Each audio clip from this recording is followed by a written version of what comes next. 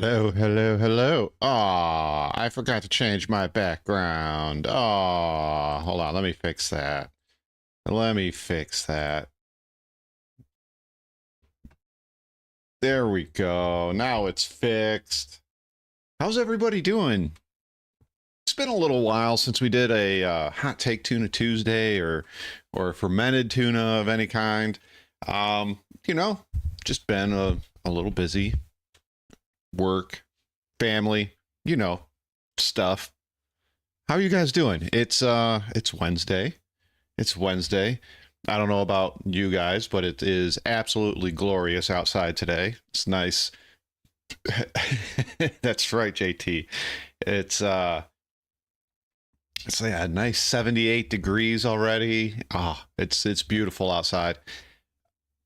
I didn't have internet last night, so I came home from work and tried playing a couple of games, and internet went out. So that kind of sucked. I was glad to wake up this morning and have internet back again. That was, you know, I hate it when that happens because there's like nothing you can. It's like the power, you know. There's nothing you can do to fix it, right?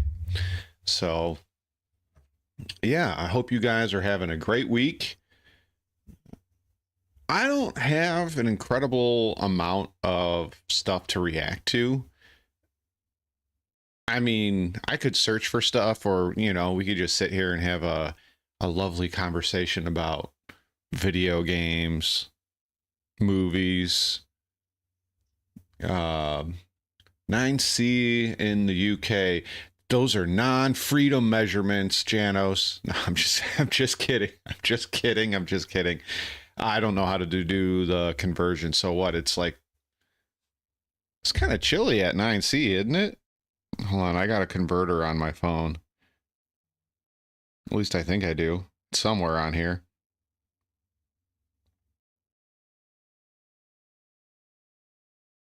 Oh, there's now ads on my converter.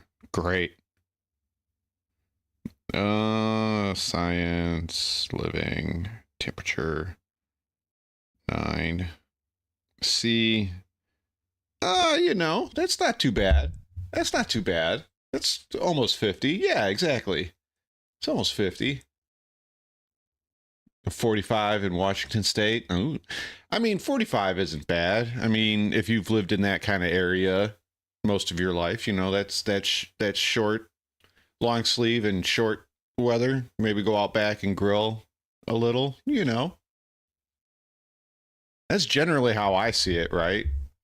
You know, it's grilling weather. Yeah, exactly, JT. Exactly. Hey Pagan, how you doing, man? How you doing? Yeah, I don't know, guys. I'm looking forward to grilling more. Um, you know, and it's lawn cutting season coming up. I got to teach my daughters how to mow the lawn. I'll do the backyard because it's huge. We got a really big backyard. But they're gonna definitely be doing the front yard. It's smaller, but they're definitely doing the front yard. The two oldest ones, they can take turns doing the front yard every week. But yeah, you know. So how are you guys doing this week? What are you guys up to?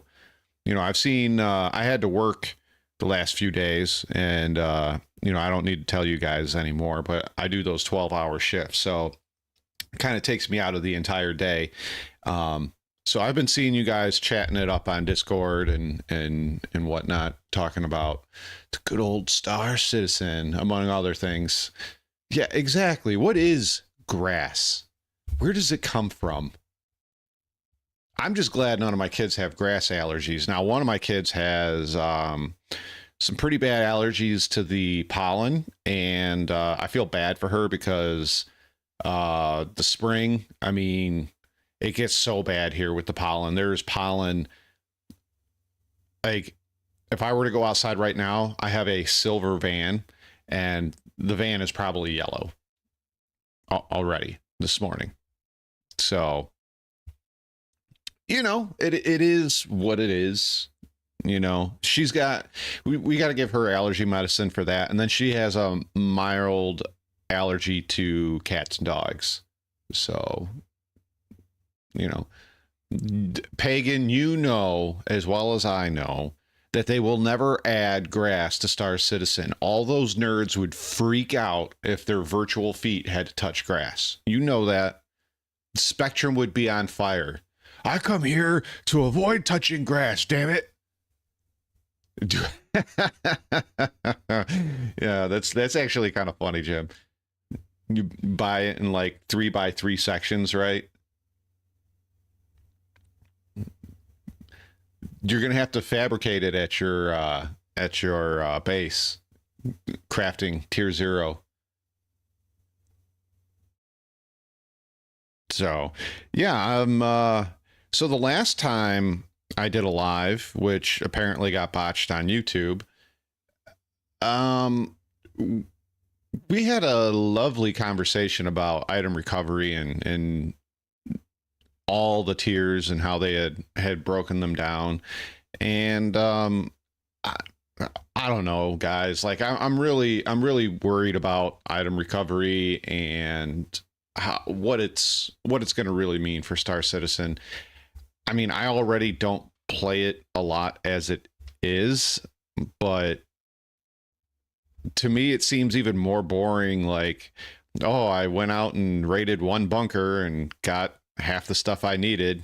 I'll run again until I get a railgun. Okay, cool. I got my railgun, got my grenade launcher, got my sniper rifle, got my FS9. I don't need to worry about anything anymore. Like I don't know. It just doesn't sound fun.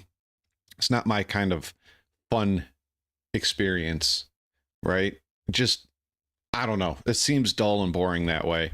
And yes, I know it's only tier 0 and we got to wait until tier 1 and 2, but you know, I could list a lot of things in Star Citizen that have been tier 0 for years. So I don't know, like I'm hopeful they try to push it on to the next tier as quickly as possible, but I'm not going to hold my breath either, you know. I don't. No, it works on everything, Janos, everything. And the tier 0 implementation, store-bought or looted items, once you attach them to your body, backpacks, guns, tractor beams, med pens, magazines, all of that, once they're attached to your body, they cannot be looted. And if you die, you respawn back at your, ship med bed or in the hospital, and you have all your stuff. The only thing that doesn't stay is stuff that's in your backpack. That is it. That can be looted, and when you respawn, that does not reappear in your backpack.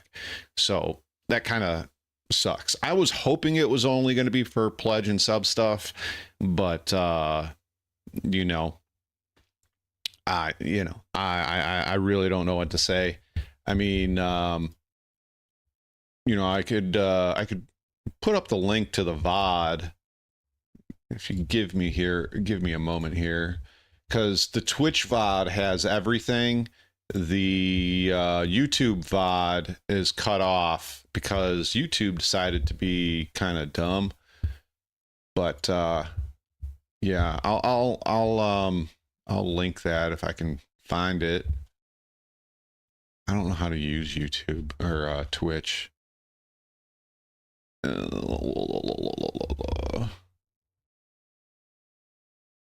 What if I want to I just want to get my videos, right? That stream summary channel.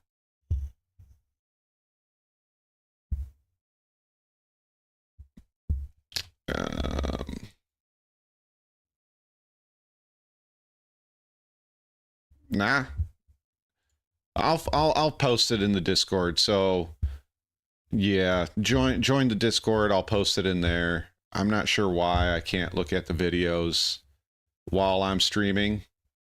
That's not nice. I want to look. There we go. I got it. Why can't I share it?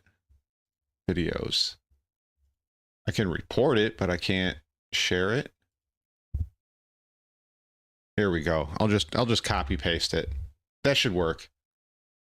That should work, right? That should work. Yeah, click that link. Click that link right there. Oh yeah, right there. That should work. That should work. If not, well, you know, just yell at me in Discord. Tell me I suck or I'm fired. That works too. That works too. Yeah, I know you will, JT. I know you will. Jay Grizz, what's up, man?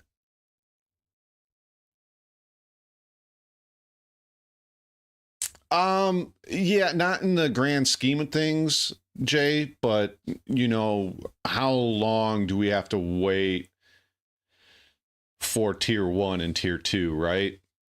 I once again, I hope we don't have to wait too long. But I'm like I said, you know, not to be on full on repeat. I'm not going to hold my breath waiting for tier 1 and tier 2, right? And even when tier 1 and tier 2 comes online and crafting comes online, do you really think it's going to be anything more than tier 0, right? You think it's going to be anything more than tier 0, and we're not going to have even more problems than we currently have, right?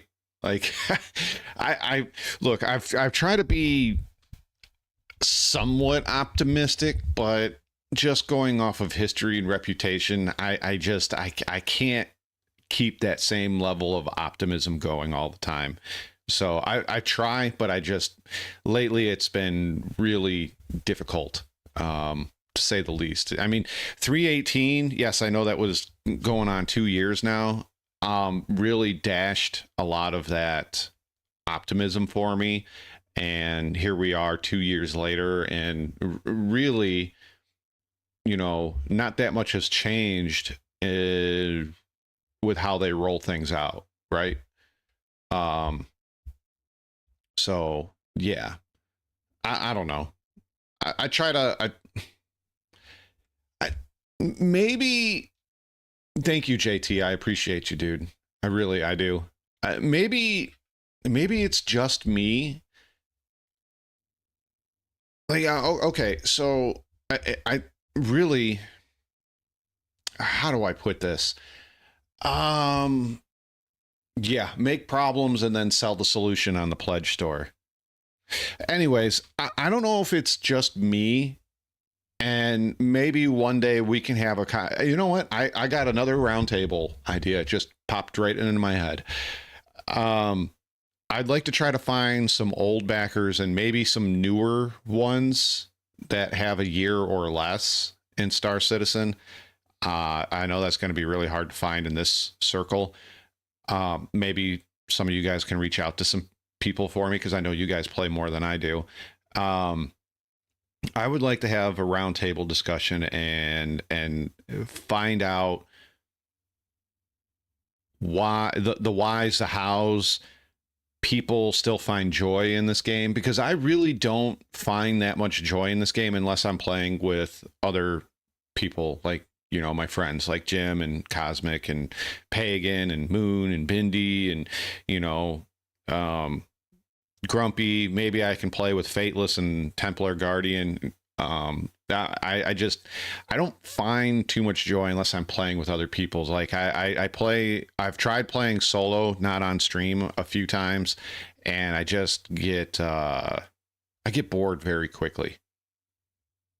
I don't know. Maybe it's just me. It probably is just me, or maybe I'm not the only one that feels this way anymore. Like, I'm not going to go so far as to be like, I'm selling everything on my account, I'm deleting everything. If things get hard and I have to sell my account, then I have to sell my account. And I mean, there is a possibility this summer/fall that might have to happen. And I don't know. We'll see what happens. We'll see what happens. So what do you guys think? Should we do some reacts? Huh? I got a couple. I got a few. And I might search up some others, but I got a few. Yeah, I don't know. We'll do some reacts, right? Do some reacts. You know what? There's a couple of Camerl videos we could probably do. We won't start off with that though. So let me change this scene here. Scarred Citizen. Yeah. Hold on a second. Let me make that go away. Ooh, Grizz joined the Discord. Congratulations. Welcome to the shit show that is the Discord. That's kind of, I think that's kind of where it is for me, JT. I really do. I think that's where it is for me. But that's me. That's just me. So, we are going to check out this video by Mr. Sliver, SLVR 2000. The Verse Project. Where will it fit in? This has been a project I've been following relatively closely. I keep an eye on it. You know, I don't sit up here and talk about every patch that's coming out and all the stuff that they're doing, but I follow it, and I have high hopes, but I keep my expectations low, just because if it fails, I don't want to be disappointed. So yeah, that's kind of where I'm at. So the Verse Project, where's it going to fit in?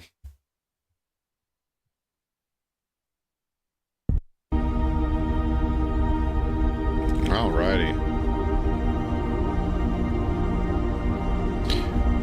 Oh, recently they added where you can make it to the moon now. You don't have to bork it. And because before, what we were doing is, like, me and Grumpy, we would both get in the same ship. He would be piloting, and we'd break the barrier by the space station, and whoever was piloting, whether it was myself or Grumpy, the ship would explode and the pilot would die, but the passenger would still be on the ship, and the ship was still functional somehow, even though it just exploded. And we would take it to the moon, and you'd get I don't know how many kilometers away from it, and once you got to that point, the ship would disappear and you'd just be floating in space, not moving, and you'd have to click respawn. But yeah, it's cool. They just added the moon. You can get closer. You can't land on it yet, but, you know, hey, baby steps, right? Hey guys, and welcome to the channel. And I just wanted to do a quick update video on a game I've been following about just a little bit now. It's called The Verse Project. Hey, now, I originally Mason. did a video on this, kind of comparing it to Star Citizen, because that's another main game I play. They're both in space, they're both sim, or supposed to be sim, where it kind of seems like Star Citizen itself is taking kind of like a different path now. It seems to be getting more and more away from the sim aspects, where the Verse Project, looking at its kind of roadmap and what it's trying to do. It's weird because Star Citizen seems like it's getting away from the sim aspect of it and becoming more arcadey. But then when you complain about it, they're like, no, it's a sim. It's a sim. But honestly, I don't think they know what they want, because they talk sim in this hand and MMO in this hand, and then they do arcadey shit over here. Like, I don't get it. Maybe it's because I'm not a game dev. I don't know. But yeah, that's kind of where we're at. I know, I miss Mason. Is more or less sticking on the more, I guess, hardcore sim. So I did want to touch on this game today and give a quick update of where they're at and kind of where they're going. I'll probably throw some clips up of some of the stuff that they have shared on their Discord and things like that.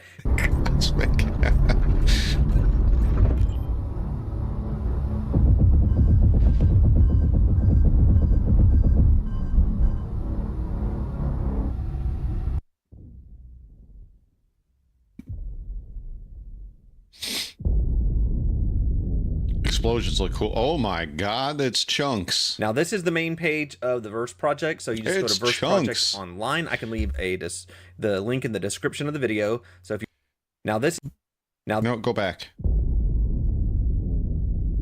I don't know. I think that looks better than what we get in Star Citizen a lot. And like the ships, when they explode in Star Citizen, the pieces don't go all that far unless you bump them. So I like this better.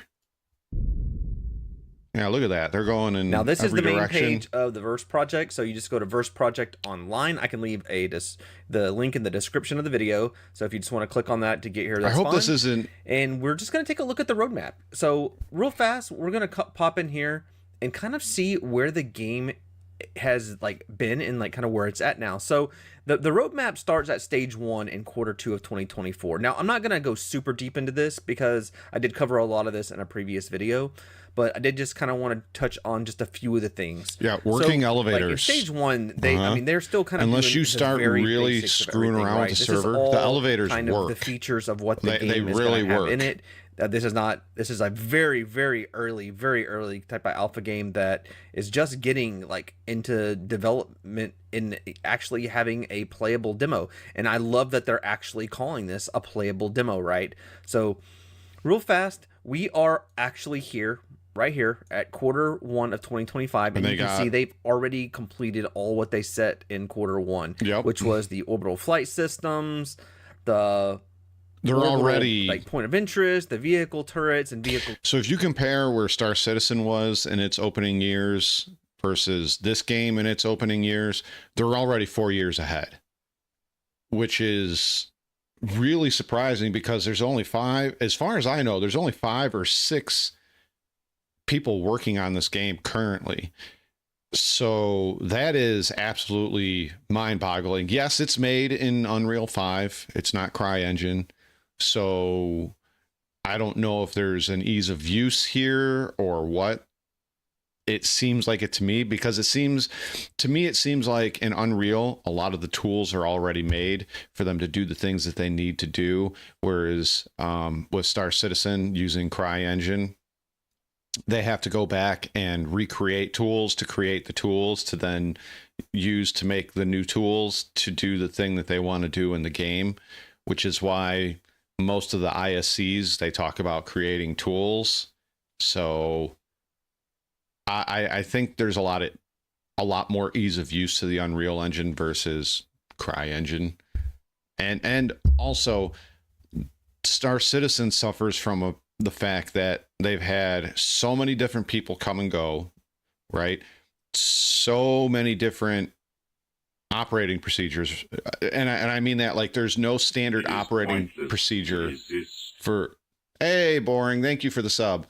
There's no there's no standard operating procedure, right? The way they operated 8 years ago versus 4 years ago versus right now are different. And I have a feeling that there's a lot of things over the years that have been coded in different ways versus the way they want to code now versus how they want to do things and so on. And people don't know what people did 10 years ago, etc. Right? So we have all these different problems along with a engine that is, someone would have to look this up for me, but I do believe CryEngine is somewhere around 21 to 23 years old at this point, whereas Unreal has been constantly developed and is on Unreal 5.5, I want to say. I could be wrong. I mean, think about it this way. Star Citizen has been in development for so long that when they first started development, Unreal 3 was being used, and now we're on Unreal 5, right? Take this into consideration. When Star Citizen was being developed, you know, we've gone through 1, 2, 3, 4 presidential terms sat by 3 different presidents. Right? That's pretty that's pretty crazy. Tool is in a fantastic band. I love Tool. Combat interface. Now, in some of the videos, I haven't you'll probably played see with some of that stuff kind of going on. And in Q2 of 2025, we're looking at doing this V2 Planetaria system. JT, thanks for stopping by. I appreciate you, dude. So they're almost actually complete You have with a that. good one, and it looks man. like approach and landing. So right now we can take off and stuff, but you can't really land or anything like that or dock. So I think that's going to be like probably next on the list as far as like a feature goes. And then they're doing more like of these POISs. And then resource extractions. I'm not sure exactly what this is going to entail. I was trying to read through some of the Discord earlier and see if I could find anything on it, but I'm not really finding a lot of information on that yet. So I'm going to keep digging. And then in Q3 of this year, we're going to get the I was kind of hoping this was going to be more of an opinion and we're piece. actually going to get some new vehicles, and these surface areas, of course, they've already have complete, which is kind of cool. So I guess as I wonder if the new vehicles are the multi-crew ships. So you can see right now they're only one one-seater. by the end of the year, like Q4 or whatever. Probably, you can stuff another person in there, but it's you can't really move around. On a lot of this stuff at once. So just to skip way ahead to see where we're going to be. Now, this doesn't mean that this is going to be 2026 or whatnot, because you can see some of this stuff is already at 25%. We've got Earth, Mars, Venus, and Mercury. Now, this game is a 1-to-1 scale of our galaxy. So it's kind of like Elite solar Dangerous system, in solar that type system, of aspect. Solar system. So I wish it was our like galaxy. It's going to be shaping up to be pretty cool. Like, I love the I hope 1-to-1 it scale. expands I to our love whole that galaxy. they're kind of sticking But right to, now, like, it's just kind our of solar a sim system aspect of it. And if we go back here to this main page, you can see that you can wishlist this on Steam. So if you want to play the demo, that's all you got to do. Go to Steam and you will see the demo there, and you can actually get in, or right here on this page you can click play demo. And if you're interested in keeping an eye on this like I am, you can actually join their Discord. They have a Discord. Their Discord's pretty cool. Updates and share all kind of like screenshots and stuff they're actually Grumpy's pretty on. active in it's there. It's actually pretty cool to see.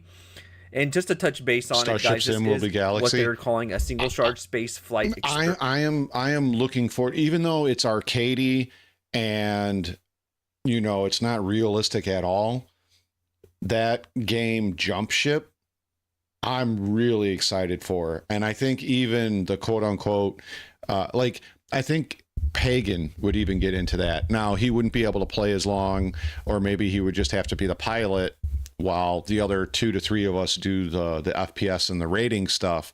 But I think even Pagan would get into Jump Ship. Man, it looks so much fun. I really can't wait to play that. I hope a few of you guys end up getting it, because that's probably, I'm going to wait a day or two after it releases just to see how it is going. But I really, really, really want to play Jump Ship. I hope it's everything it's cracked up to be from the gameplay stuff I've seen and the trailers and all of that stuff. I can't wait. Experience. So like a community-driven game universe, economics, faction, warfare, and global events. And then again, like I said, it's a fully generated 1-to-1 scale solar system based on real scientific data. And I love that at the end. I think I said that in the last video. I love that it's showing the real scientific data. You did, Perplex. How are you doing? Why am I looking at the Verse project? And I did want to touch on that. I was talking about Jump Ship, and I know Pagan doesn't do so well with the FPS stuff. But yeah, you can have a 4-man crew, one guy pilots, 2 are gunners, 1's an engineer, and the engineering gameplay in this game versus what I've seen so far in Star Citizen is far better. But once again, I believe it's 4-player co-op against PvE stuff. It's not. I don't think there's PvP in it, but and you can raid like asteroid bases and moon bases and stuff like that. It raid other people's ships. It looks awesome. A little bit, and the reason why I'm very kind of hyped about this one and interested in to see where it's going to go is because Star Citizen itself, which is a game that I like to cover, and then there's games like Elite Dangerous and No Man's Sky. They all bring something new to the table, or something different to the table, but I've always been interested in like more of a sim game. And the more long, and though I do love Star Citizen, and I'm gonna continue to follow the Star Citizen project. So It if you're does. on my channel, for It Star looks Citizen, so good, you can always Raven. look forward to more of that type of content. But I do want to keep covering this verse project and see where it ends up, because there's some things in Star Citizen these days that are taking kind of like a curve to where it's just a little less simmy than I thought it was going to be. That's true. Like it's kind of like lately I feel like in Star Citizen So one thing that I'd like to point out is games that want to be sim, where like, okay, let's take DCS for example, right? I've got only a handful of hours in DCS, but it's simmy. But there's an aspect of fun to it, right? They've dialed in the sim to fun experience. Is it punishing when you don't know what to do and how to fly right? Yes, it is. But once you figure that out, there's the part where it becomes less sim and more fun, right? You still have very hardcore sim aspects to it, but there's a level of fun. Star Citizen, they're still trying to figure that out, and it's going to take them a long time to figure that out.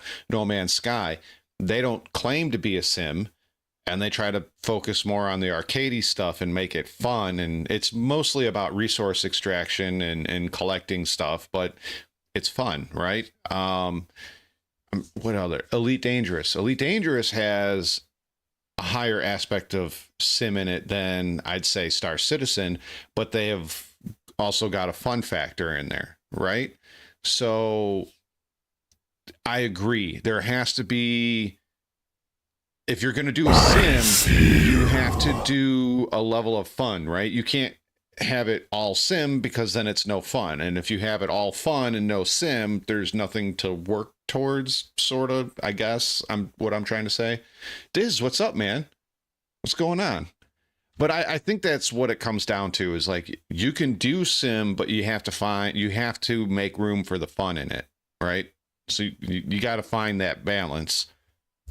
have taken the worst parts of the sim stuff, like traveling and the time it takes to do anything, the daily grind of just getting around and things like that, and then things like I've had my ship at like stuff, they've taken 180,000 kilometers per second, or 180,000 meters a second. How I feel about it, but we have a long way to go. So all of that can change overnight with Star Citizen. We all know that, and especially if you're somebody who follows that game in particular. I'm hoping the verse is all right, guys. Really, so before I let you go, I wanted to just do a quick walk around. So this is inside the actual demo for any of you guys looking to kind of bounce into this.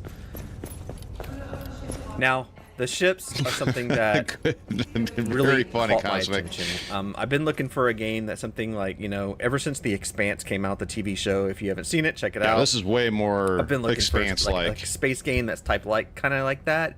And with the designs of these ships and stuff, it's not exactly the Expanse universe per se, but it does give you that, very old type, I guess, feel, where it's more in today's times as far as spaceships go versus, where Star Citizen or Elite Dangerous or like No Man's Sky is at, right? So I'll argue this about Star Citizen and a little bit of No Man's Sky, right? Most of the ships in Star Citizen are all airplanes, right? So they're more in line with today's airplanes than they are spaceships, right? How many of the ships in Star Citizen actually look like spaceships, right? The Reclaimer, the Carrack. I'm trying to think, like, the Banu Defender looks like a spaceship. The Mercury Star Runner looks like a spaceship. But outside of that, they're all airplanes. The Gladiator, the Arrow, the Eclipse, the 100i, right? The bigger Origin ships, the 400, the 600, and the 890. They look like yachts, right? They look like boats. They look like boats. We are yeah. tonight's entertainment. I'm trying to think of some other ships. All the Vanguards look like planes. Like all the ships look like planes. Except the Fury, that doesn't look like a plane. Okay. The Guardian, that doesn't look like a plane. The Scorpius, I mean, come on, it's an X-wing, right? It's basically a plane, mostly. But yeah, Star Citizen, all their ships are planes. Very few of them are spaceships. Oh, the Cartual, the Santoki, those are actual spaceships. Yes, they're alien, but those are spaceships, right? The Blade looks like the Cylon fighters from the 2003 Battlestar Galactica. I guess that's a spaceship, but most of the other ones, they either, oh yeah, Drake does have some spaceshipy looking ships. Okay, yeah, the Caterpillar, Cutlass Black, the Herald, yeah, I mean, yeah, the Buccaneer looks like a plane though. The Ironclad will look like a spaceship. I mean, it'll look more like a shoebox than a spaceship, but I guess that's more spaceship. That's more spaceship looking than, Gladius, right? But yeah, I mean, I don't know.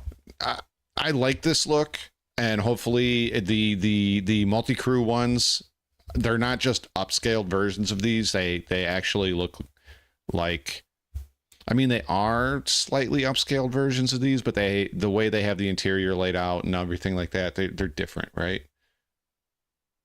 I'm glad that it's kind of I mentioned the Herald. Now I'm very interested to see what they do with this, especially with them adding combat and stuff like that. Like, are we going to have shields? Is it just going to be old school, where we just I think it's just armor to protect us?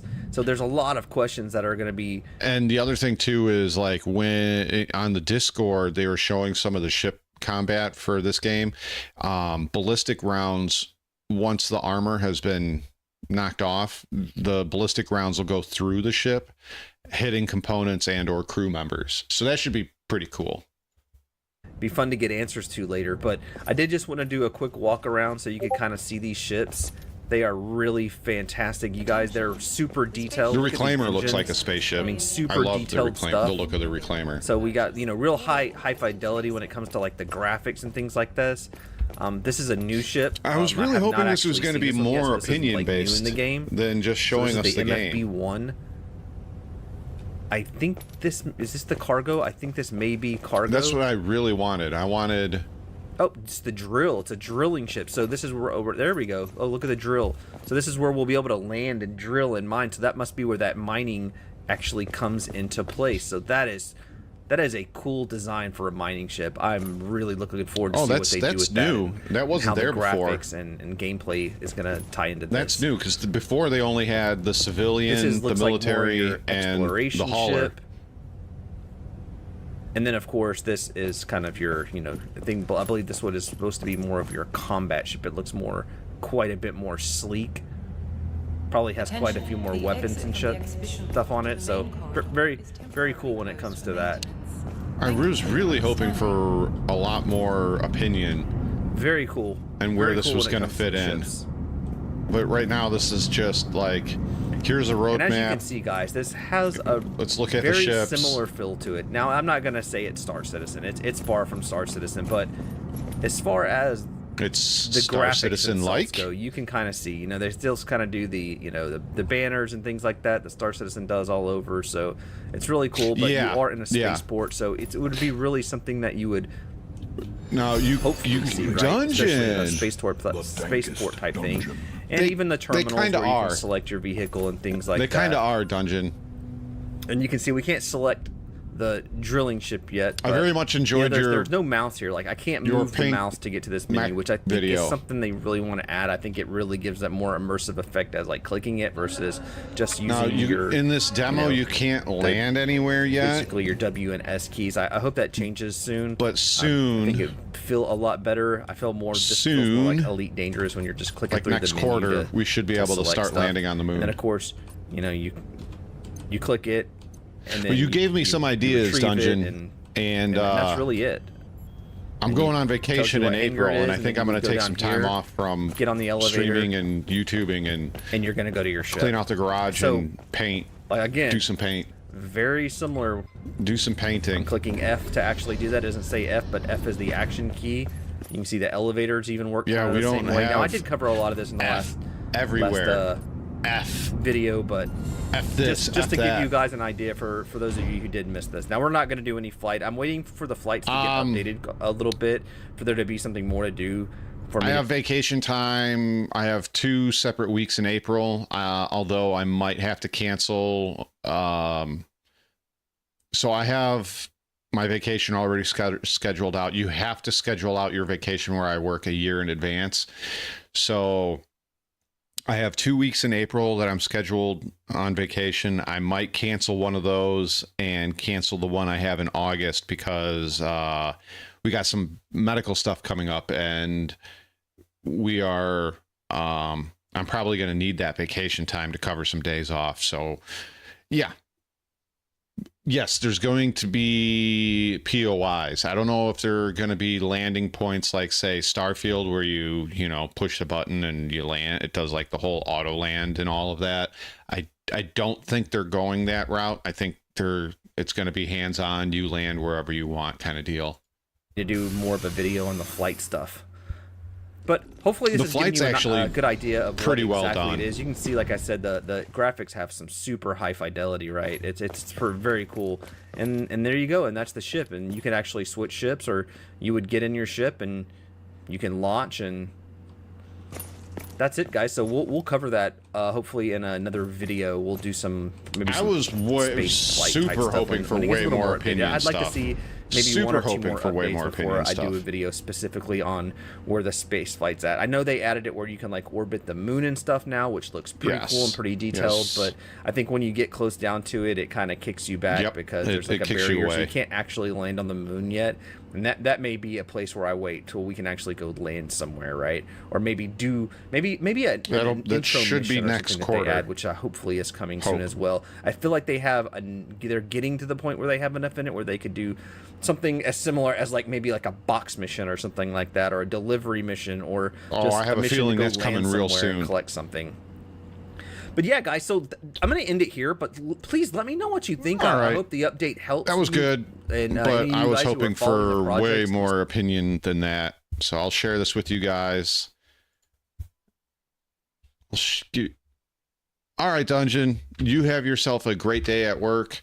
Hey, one of these days, I don't know how we'll do it. I have a Discord. It's in the description, but I don't know if you have Discord yourself, but I'd like to chat with you one time.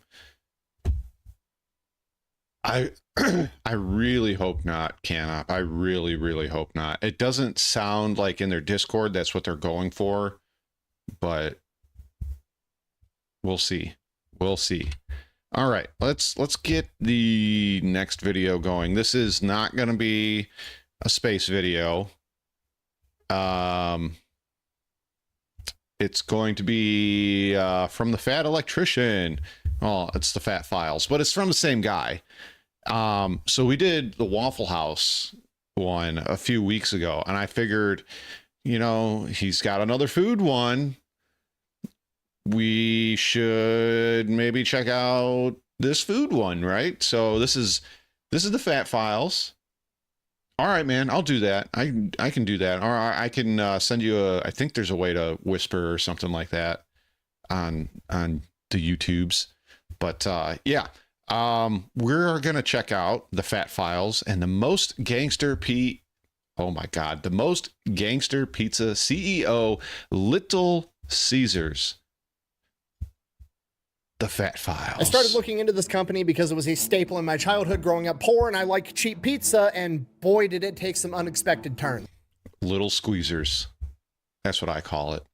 Half an hour later, you're squeezing. You're actually, if you're like me, a half an hour later, you're not squeezing. It's flowing, right?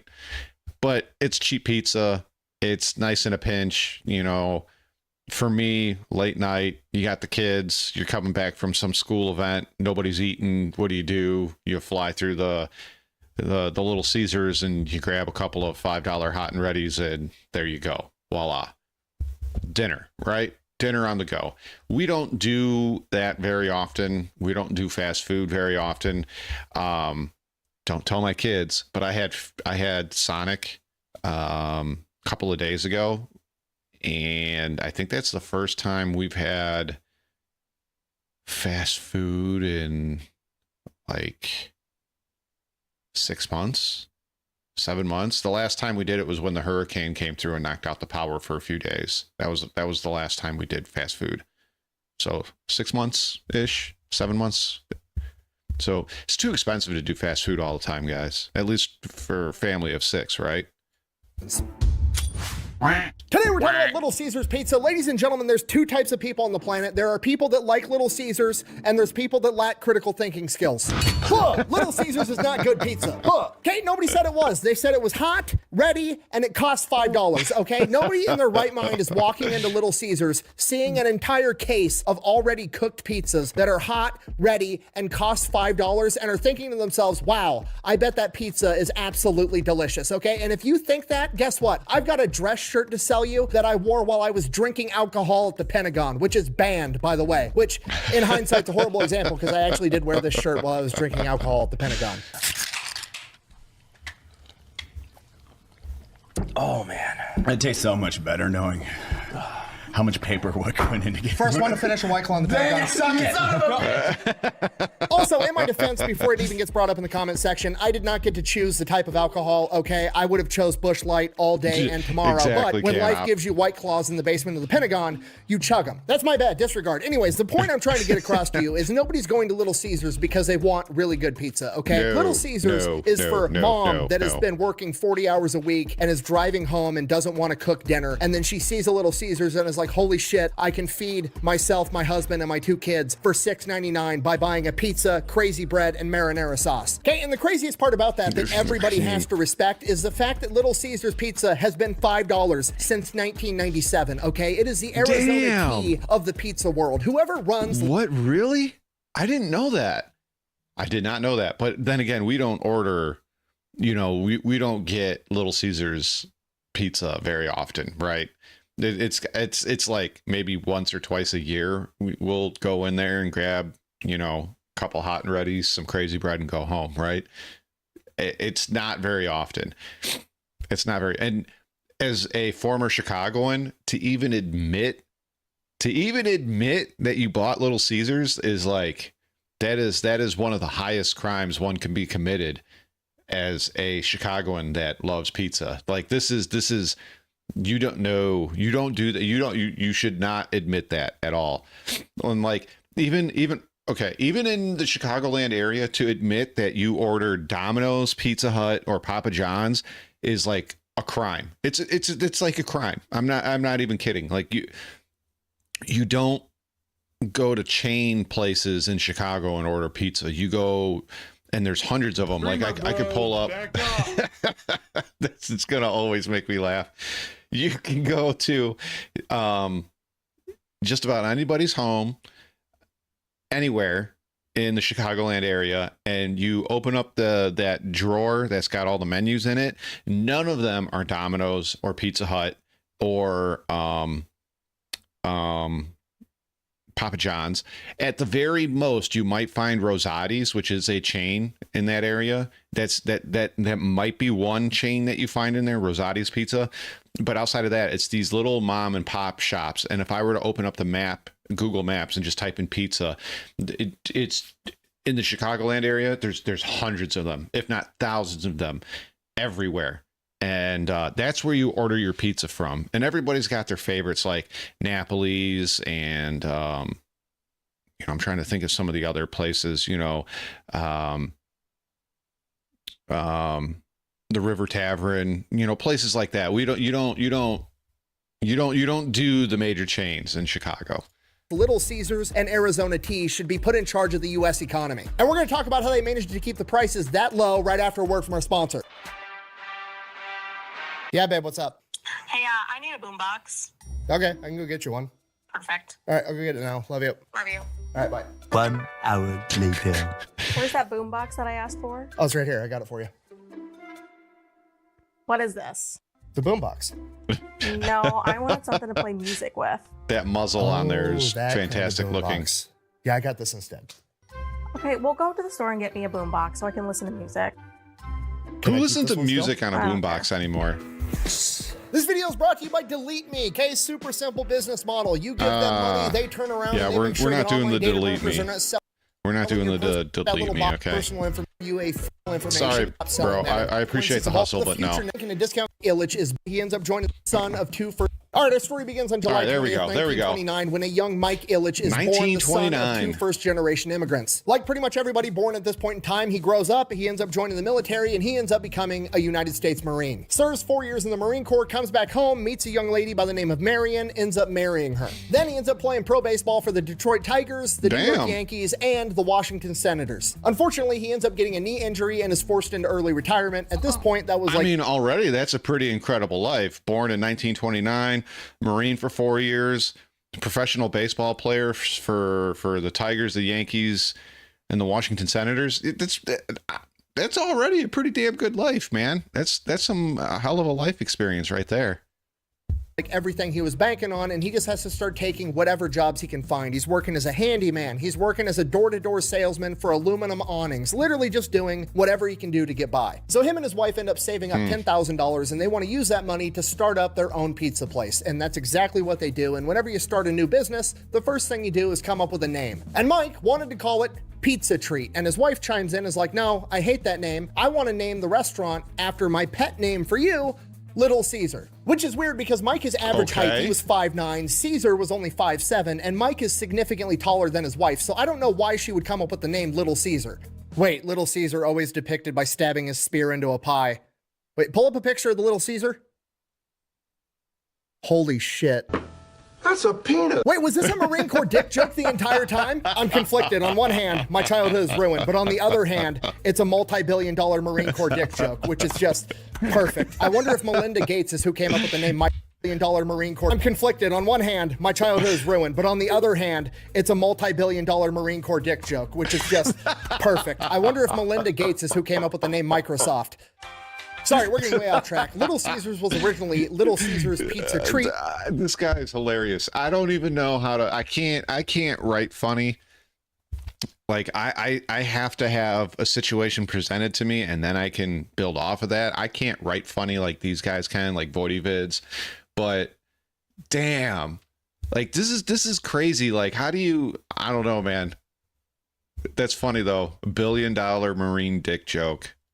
And it opened up in 1959, and their slogan was Pizza Pizza, which is the most Marine Corps slogan of all time. Just say whatever it is twice. Except, of course, in Canada, Pizza Pizza was already trademarked, so they had to go with quality instead. Nerd alert! Let me hear you say, Right out of the gate, their first restaurant is a huge Yeah. success, and they end up franchising and getting another location open within the first 3 years. Then they start Wow. opening up Little Caesars all over the country. It's a huge chain, and somewhere along this line, they end up ditching the original name of Little Caesars Pizza Treat and just shorten it to Little Caesar, which I'm never going to be able to say the same ever again now. Is this why the breadsticks are so thin? So business is going great. They start opening up restaurants all This over is the so United bad. States. They've even got some up there in Canada. They keep the company privately owned, so they get to make all the decisions. Everything's going great. They're making a ton of That's money, awesome. at which point Mike sets his sights on going and buying the favorite team that he played for when he was a professional baseball player, the Detroit Tigers. He wants to Damn. own the entire team, and he's got the money to do it. But in 1998, the CEO of Domino's, his direct competitor, bought the team out from underneath him.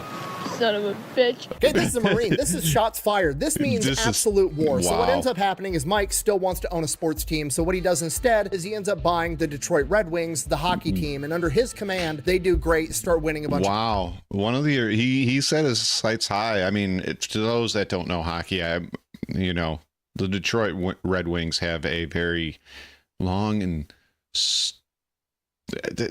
they got a great history. I'm not a fan of any team that comes out of Detroit. Once again, Chicagoan. So when you bring up teams like the Pistons, the Tigers, the Lions, the Red Wings, no. I can respect them, but I am no fan. Games. This is becoming so regular, we should just have Michigan Day at the White House when the Red Wings come. The Tigers, on the other hand, are doing absolutely terrible under the ownership of the CEO of Domino's, so he's forced to sell, and by 1992, Mike is able to buy the Detroit Tigers as well. And under his ownership, the Detroit Tigers start doing awesome as well, but Mike is not about to forget what the CEO of Domino's did. I don't even think you really know what a bad day is. So in 1993, right after he bought the Detroit Tigers, Mike launches the Big campaign for Little Caesars, which kicks off what is today known as the Pizza Wars. At this point in time, there's 3 major pizza chain restaurants in the United States of America. You've got Little Caesars, Domino's, and Pizza Hut. How does it make you feel? It doesn't matter how it makes you feel. And Little Caesars comes up with a brilliant Attitude marketing Era plan of, Rock what was if the we best. just sold big-ass pizzas? So they had their big promotion where they just sold a massive pizza and said that it was bigger than all the other pizzas on the market. That went so well and they made so much money that they actually started to make more money than Domino's, at which point Pizza Hut fired back by launching their Sasquatch pizza. I remember that. And then Domino's came in with their Dominator pizza. It was literally a nuclear arms race of the pizza world. It was the golden age of pizza fast food. Then in 1997, after the Pizza Wars subsided, Little Caesars needed to have their next big promotion, and what they went with was hot and ready. They decided to shift the entire direction of the company. They weren't going to focus on dine-in. They weren't going to have dine-in. Now, here's what's funny. Like, because of the dick joke that was made earlier, all I can think of now is hot and ready also being some sort of pornographic joke. Like, that's all I can think of now.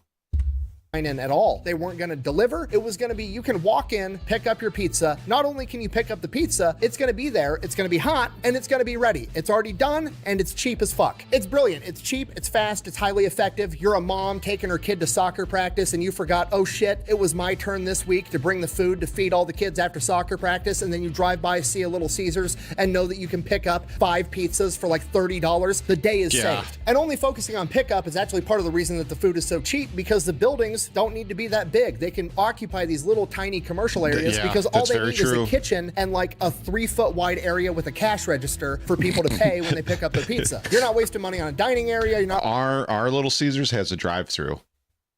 Wasting money on delivery drivers, and that's a big part of why they managed to keep the pizza price at $5. On top of that, they did everything as cheaply as possible. Their marinara sauce is literally from concentrate, so the employees just dump this can of concentrated tomato paste in and mix it with water, and that's what the sauce is. And then they use the cheapest cheese they could get their hands on. And then for the dough is actually the good part, because the dough is actually made fresh every single day, because buying pre-made dough was more expensive than just making dough in-house. So the dough is actually really fresh, and that's why the crazy breadsticks are so good. Got all this large pie and the crazy bread and the sauce for $6. Somehow they managed to keep the price of the pizza $5 flat until 2022. It literally took a global pandemic that forced people to stay in their houses and not interact with people. That's how long to get it them went? to raise the price of their pizza. That's incredible. Okay, just for the record, gas prices alone went up 231% during that same time frame. We're not even going to talk about the housing market, and somehow these guys managed to keep the pizza at $5. Yeah, I remember when I was in high school, senior year, right? Junior and senior year, I was driving. I was paying between, I'd say 97 cents to $1.01 a gallon of gas, right? And here we are 20-ish years later, a little bit over 20 years, and I am paying $2.79, sometimes as high as $3.07, right? There is no reason for, sorry, I burped a little bit. I'm sorry. There's no, I feel that there's no reason for gas to be that high at all. And that's a totally different subject, but yeah, that gas prices are freaking ridiculous, man. Freaking ridiculous. And now all the gas stations are like, join this app or join that app or join this app and save 10 cents off on every gallon. It's like, no, why should I have to fucking put in my personal information to use your gas pumps and get a little bit of a discount? No, gas should not be that expensive. I'm going to go off on a whole tangent here, but anyways.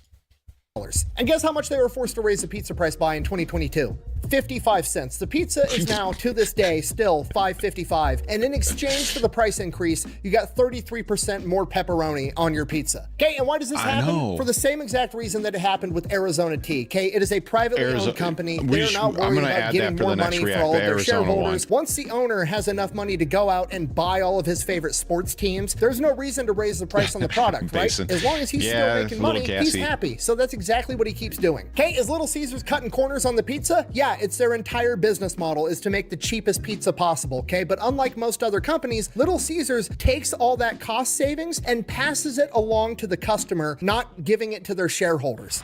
Buh! I don't care if it's cheap, it still tastes like cardboard. Buh! You know what? Keyboard warriors would know exactly what cardboard tastes like, wouldn't you? I bet you could differentiate brands of Windows by the taste. And you know what? I'm willing to concede. Is Little Caesars the best pizza if I'm judging by taste? Absolutely not. But you know what? It still tastes better than Italian pizza. It's not great. It's not horrible. You're gonna get fat. Buh! How can you even say that? The Italians literally invented pizza, and that's how it's supposed to be. Italian pizza has to be the best by default. Buh! A, no it doesn't. B, that doesn't even make sense, okay? You can say what you want about Little Caesars pizza, but at least they figured out how to spread the cheese evenly. Okay, Italian pizza is literally like, what if I had bread with tomato paste all over it, and then I threw 4 giant cheese balls on top? Okay, no, why would you do that? I want the next bite of pizza to taste exactly like the last bite of pizza, because pizza's fucking delicious. Yeah, he's I don't not care wrong. if the Italians did it first. They did it wrong, okay? Just because something's first doesn't mean it's the best or the right way to do something, okay? There's a lot of argument to who did it first. The Chinese, the Italians, the Greeks. There's a couple other places that people have argued have done pizza first. I don't care who did pizza first. I just know that Chicago thin crust tavern style pizza is my most favorite pizza of all time.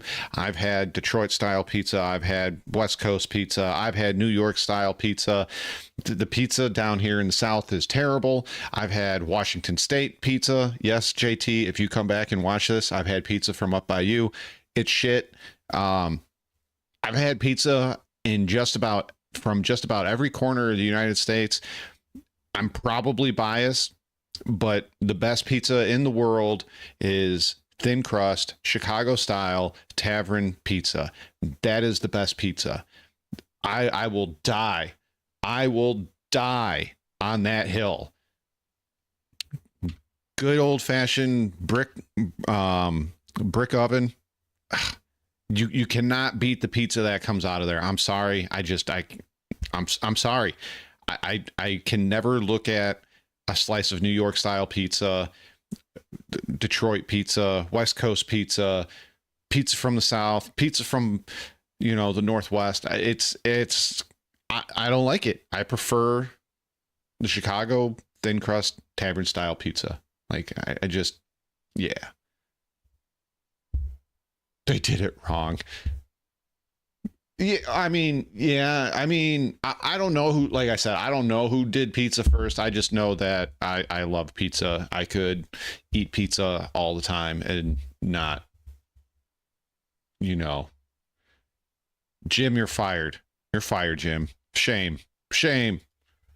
The Model T was the first mass manufactured car. That doesn't mean that the Model T is better than my F-150. But it gets better because not only did Mike manage to keep the price of the pizzas low simply because he could afford to and he's a good guy, he also took a ton of the profits that he made because he was making so much money and did a bunch of philanthropy. He created the Little Caesars Love Kitchen, which was a mobile Little Caesars that they would drive into natural disaster areas and give out free food to people. He helped with veterans charities. He funded youth hockey leagues. In 1994, when Rosa Parks was attacked because she lived on the bad side of town, Mike heard about this and then got her into a nicer apartment on a nicer side of town and paid her rent for the rest of her life and never even told anybody. Dude didn't do it for PR, didn't do it for the good press, literally just did it because it was the right thing to do and nobody found out about it until he passed away. And when he did pass away in 2017 at the age of 87 years old, his widow became one of the wealthiest women in the entire country. Okay, that's the American dream. Dude goes off, serves 4 years in the Marine Corps, comes back home, finds a beautiful girl, marries her, plays professional baseball, blows out his knee, dreams are ruined, doesn't give up on himself. Goes out, starts a business, makes so That's much very true, fucking money Mason. that he buys the sports team he used to play for and a couple of other sports teams. Does it all without being greedy, cutting corners to screw over his customer. He cuts corners to save the customer money so even poor people can afford to buy their kids pizza. And then with all the extra money he makes, he does a bunch of charity work and then dies at 87 years old, leaving his widow a billionaire like a complete fucking gangster. And the cherry on top, the entire thing was based off of one big elaborate multi-billion-dollar dick joke, which is a title that only a Marine could achieve. This video is so unhinged, I don't even know how to end it. I guess just like, be like Mike, you know, never give up on yourself, never compromise your morals to make more money. If you can do charity work along the way, that's great. And apparently making dick jokes works. Thank you for watching. Best way to support the channel is go buy some merch over at thefatelectrician.com. Quack bang out. I love this guy. Fat Files, Fat Electrician, all of it. Love it all. Let me share that with you guys. I love it all. I love it all. Yeah, exactly, Diz. Like, if you are a good person, you are not doing it for clout. You just do it, right? You're not waiting for the cameras to be there. You're not running out and telling everybody, right? You just do it, and you don't expect anything back from it, right? You just do it. So, yeah. I really, exactly, Cosmic. You wanna get far in life? Dick jokes and cats. That's it. That's it. I mean, Pagan knows what it's like, right? With the cats. Nobody clicks on his channel to watch him. They're there for the damn cats, right? I'm kidding, Pagan. I'm there for you. Your cats. I'm not a big cat person, but you know. Okay, cat up. You have no idea what these guys are talking about. So we watched the Fat Files. It was about Little Caesars pizza and where the guy came from, how he started it, and how he continued to keep it going and all of that stuff. It's really interesting video. I'm sure there's a lot more into it. Perplexed, I think earlier, said that he's highly decorated. So it's pretty cool. It's actually really cool. So we're going to do a Star Citizen video and then a not Star Citizen video. And then we'll probably finish this off on a Star Citizen video. So, the good person thing. Yeah. Screw you, Jimmy the sweetheart. We know all about you. We know all about you. So, Star Citizen Bob. I have been very interested in hearing other people's opinions on item recovery. I think it's not going to be good for the game, especially tier 0. Tier 1 will be better. Tier 2 should be even better, but I'm still not sold on tier 0 through 2, right? I'm more interested in what comes after that. And as I said before, we could be waiting a long time for this. So yeah, I don't know. I'm like I said, I'm interested in other people's opinions. So we'll see what this guy's got to say. This is Citizen Bob, item recovery 4.0. Oh, okay. So, okay. I'll have to read that later. That was a grumpy eye post. Item recovery. Let's go. Tonight on Breaking the Verse. Strike and protest.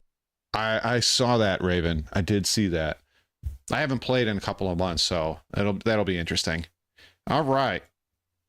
Citizen Bob, take it away. Tonight on Breaking the Verse. Strike and protests erupt among hospital gun factory workers. New regulation on equipment retention after regeneration sends shockwaves through the economy of the verse.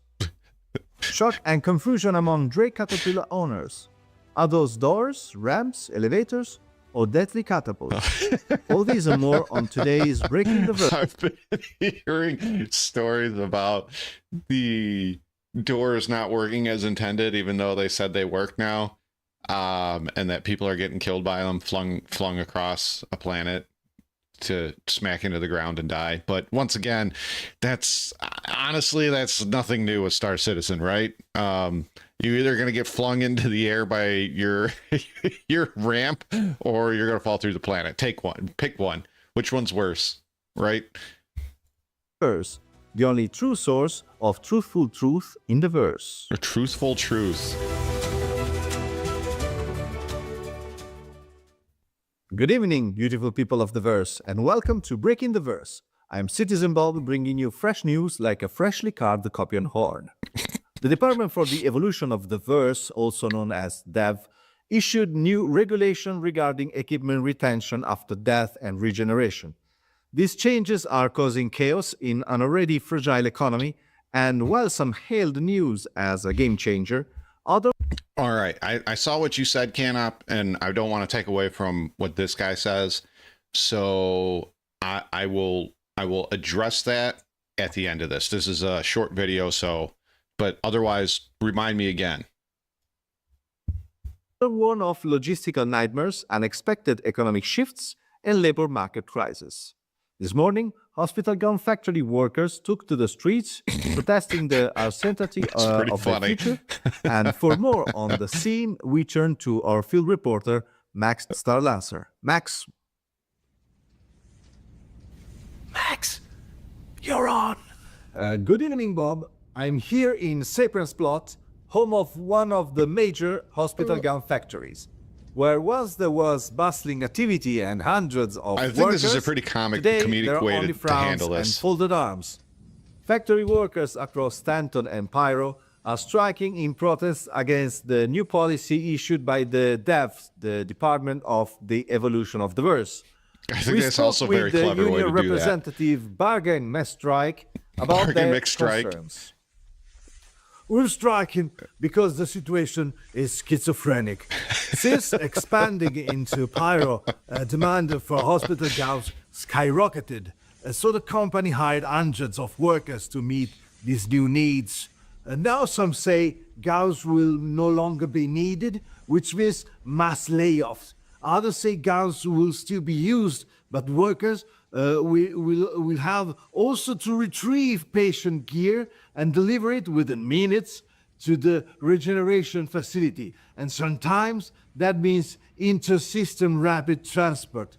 Do you understand the logistical nightmare and the impact on contracts, jobs, responsibility, and workplace safety? I agree, Mason. Of course, DEVs is discussing these changes, but guess what they aren't discussing? Fair wages. The system is sustainable, and we refuse to stay silent. There you have it, the workers' perspective. No official response from the DEVs yet, but one thing is clear. If you happen to have an accident in the coming days, be prepared to wake up in a hospital completely naked. Reporting from Sapiens Plot, I'm Max Starlancer. Back to you, Bob. Thank Max. Look like things are about to get messy, but we'll continue to follow the situation closely. Moving now on to another topic that's causing shock and confusion, wow, this guy's at really least for good. the proud owners of the Drake Caterpillar. It appears that the side doors and front hatch of the Drake Caterpillar have suddenly transformed into something else entirely.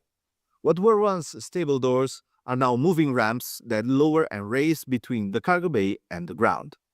This change is currently affecting only a select group of people, specifically those suffering from PTU syndrome, otherwise known as paranoia towards updates. But reports are coming in that these ramps function less like elevators and more like deadly catapults. If you're not fast enough, you might find yourself launched upside down in the air. To help citizens prepare for this terrifying development, we've created a computer-generated reconstruction of a typical accident caused by these new mechanisms. This ought to be good.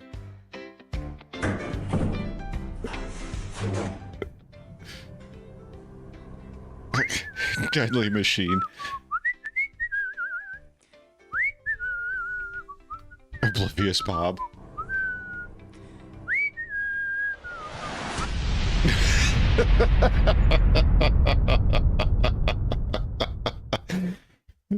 It's honestly incredible what computer graphics can do these days. In any case, stay vigilant.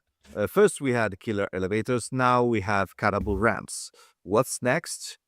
And now let's check in on the weather with our trusty Stormy McGuffin reporting Stormy live from McGuffin. Microdeck. Stormy, how was your weekend in the snow? Any epic off-piste runs?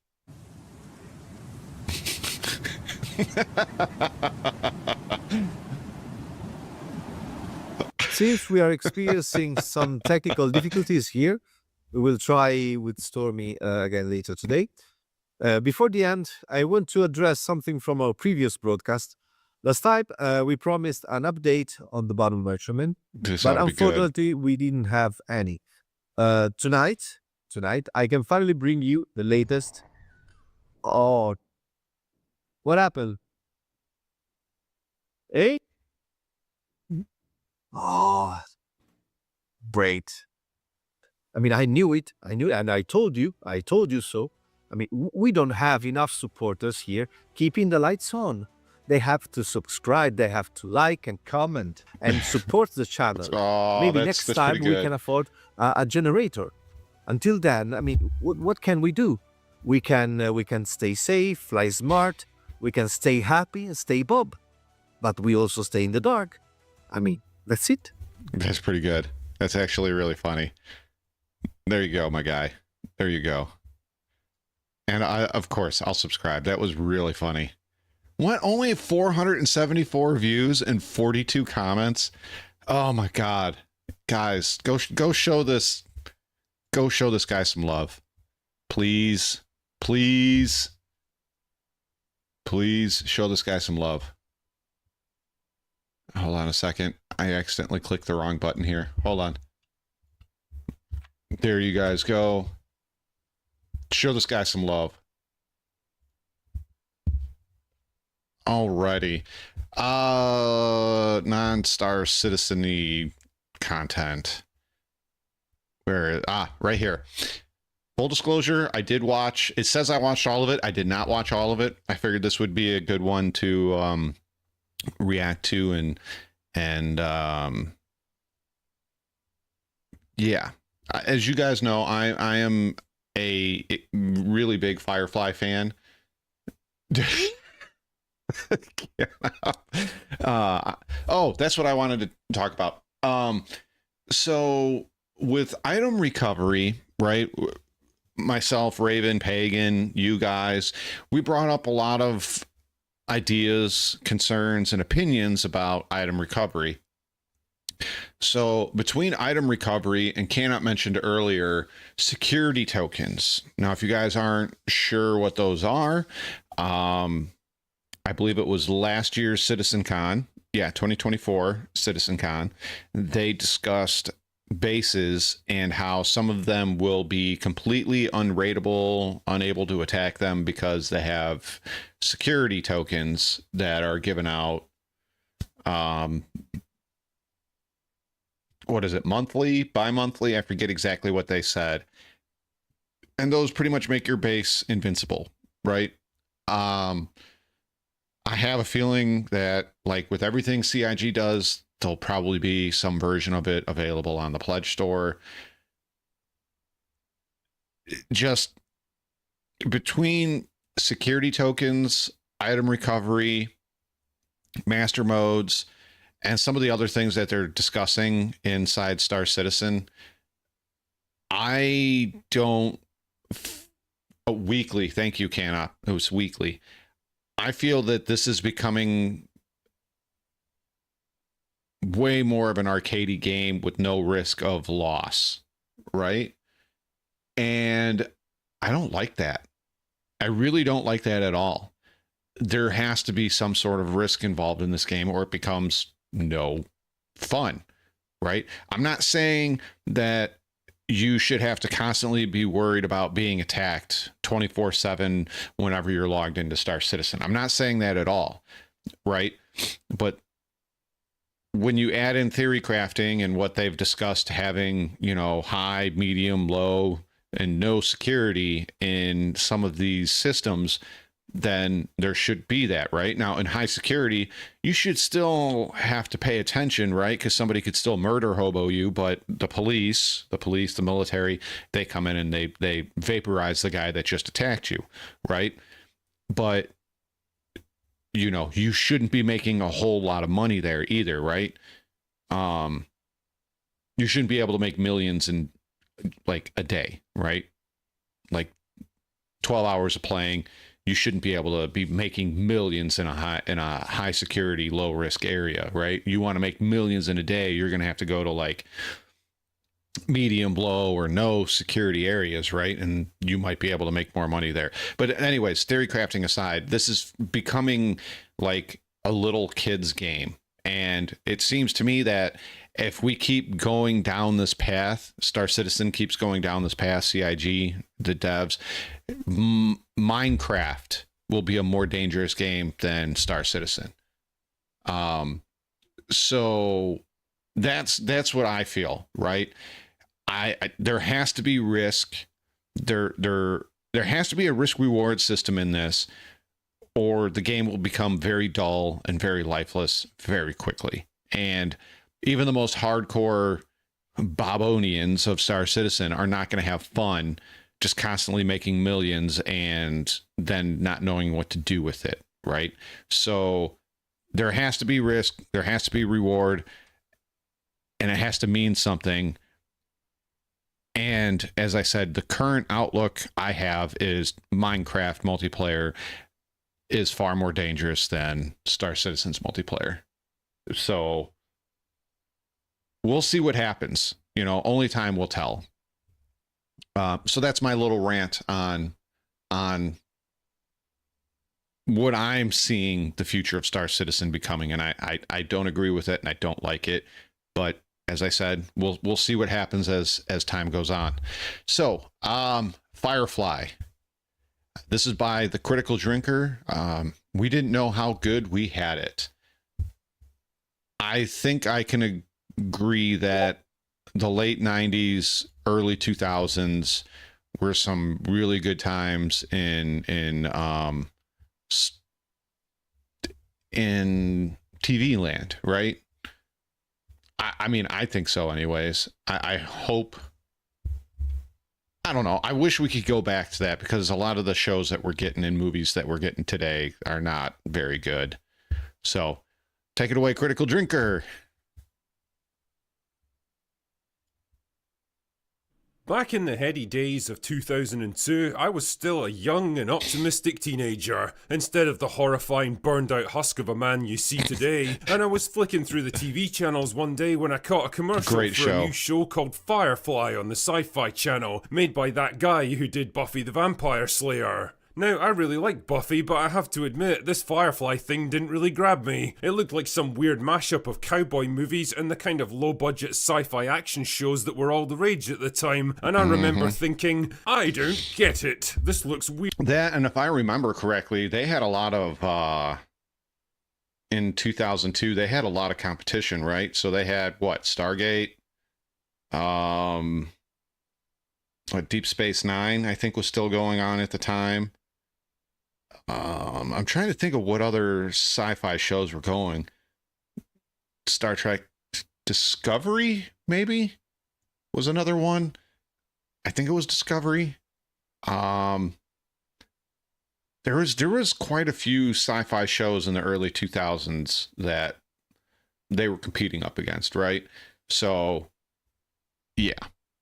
Weird and silly, and I don't know if I'm meant to take it seriously or laugh at it. And because I already had Farscape and Stargate SG-1 and Star Trek Enterprise to keep me occupied, Firefly just kind of passed me by. And by the end of the year, it had been cancelled anyway, so who cares? Just another aborted sci-fi show with grand ideas that never really got off the ground. Guess I dodged a bullet with that one, eh? Now, I'm telling you all this because people like me are the exact reason why Firefly never found the audience it needed and got unceremoniously cancelled by a network that never really believed in it in the first place. But having finally caved in and watched it with Mahler like 20 years too late, I can honestly say that is now a genuinely big regret on my part. Why? Because Firefly is a fucking awesome show with some of the best character work I've ever seen in a project like this. Did you hear that, guys? Best fucking show ever. Best character work ever. I'm telling you guys, if you have not seen this, check it out. Yes, it's 20 years old. Yes, there are some flaws with its CGI. I mean, there's not very many movies you can go back to, big budget movies that you can go back to from 20 years ago and go, oh, this is still state-of-the-art CGI. It doesn't work that way. So, you know, I don't know. Check it out. Give it some appreciation. This is a show that I watch probably once or twice a year. I'll watch the whole show and the movie. So, yeah. Fleshed out world of adventure and vibrant cultures brimming with potential, right in this light years ahead of the dull, flaky sludge we're subjected to today. Yes. A cast of superb actors at the top of their game, and most importantly, a genuine passion from everyone involved that you can feel in every single scene and conversation. They really were trying to create something special with this show, even though seemingly everything was working against them, and there's something truly admirable about that kind of glorious failure. The show is set a few hundred years into the future, where humanity's formed a single world government called the Alliance and spread out into the galaxy to colonize nearby star systems. Some of these tried to break away from Alliance control, which resulted in a galactic civil war that the separatists, known as Browncoats, ultimately lost. Now the outer colonies They're not exist in separatists, an uneasy... they're independents. And yes, they are browncoats, but they are independents. Peace, where technology and culture have devolved into a kind of Wild West frontier mentality, and law and order is maintained by whoever has the biggest guns. You got me there, Can-Up. It's in this world of danger and possibilities that we're introduced to Malcolm Reynolds, a former browncoat turned smuggler, and his ragtag crew who live and work with him aboard the Serenity. They spend their days taking on dangerous jobs that other people won't do, transporting illegal cargo, trying to avoid Alliance patrols and the cannibalistic space pirates known as Reavers.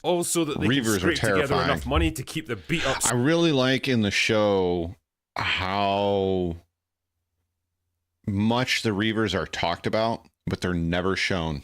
They're never shown until they are eventually shown, and they are terrifying as hell. And you don't even see a true Reaver at that point.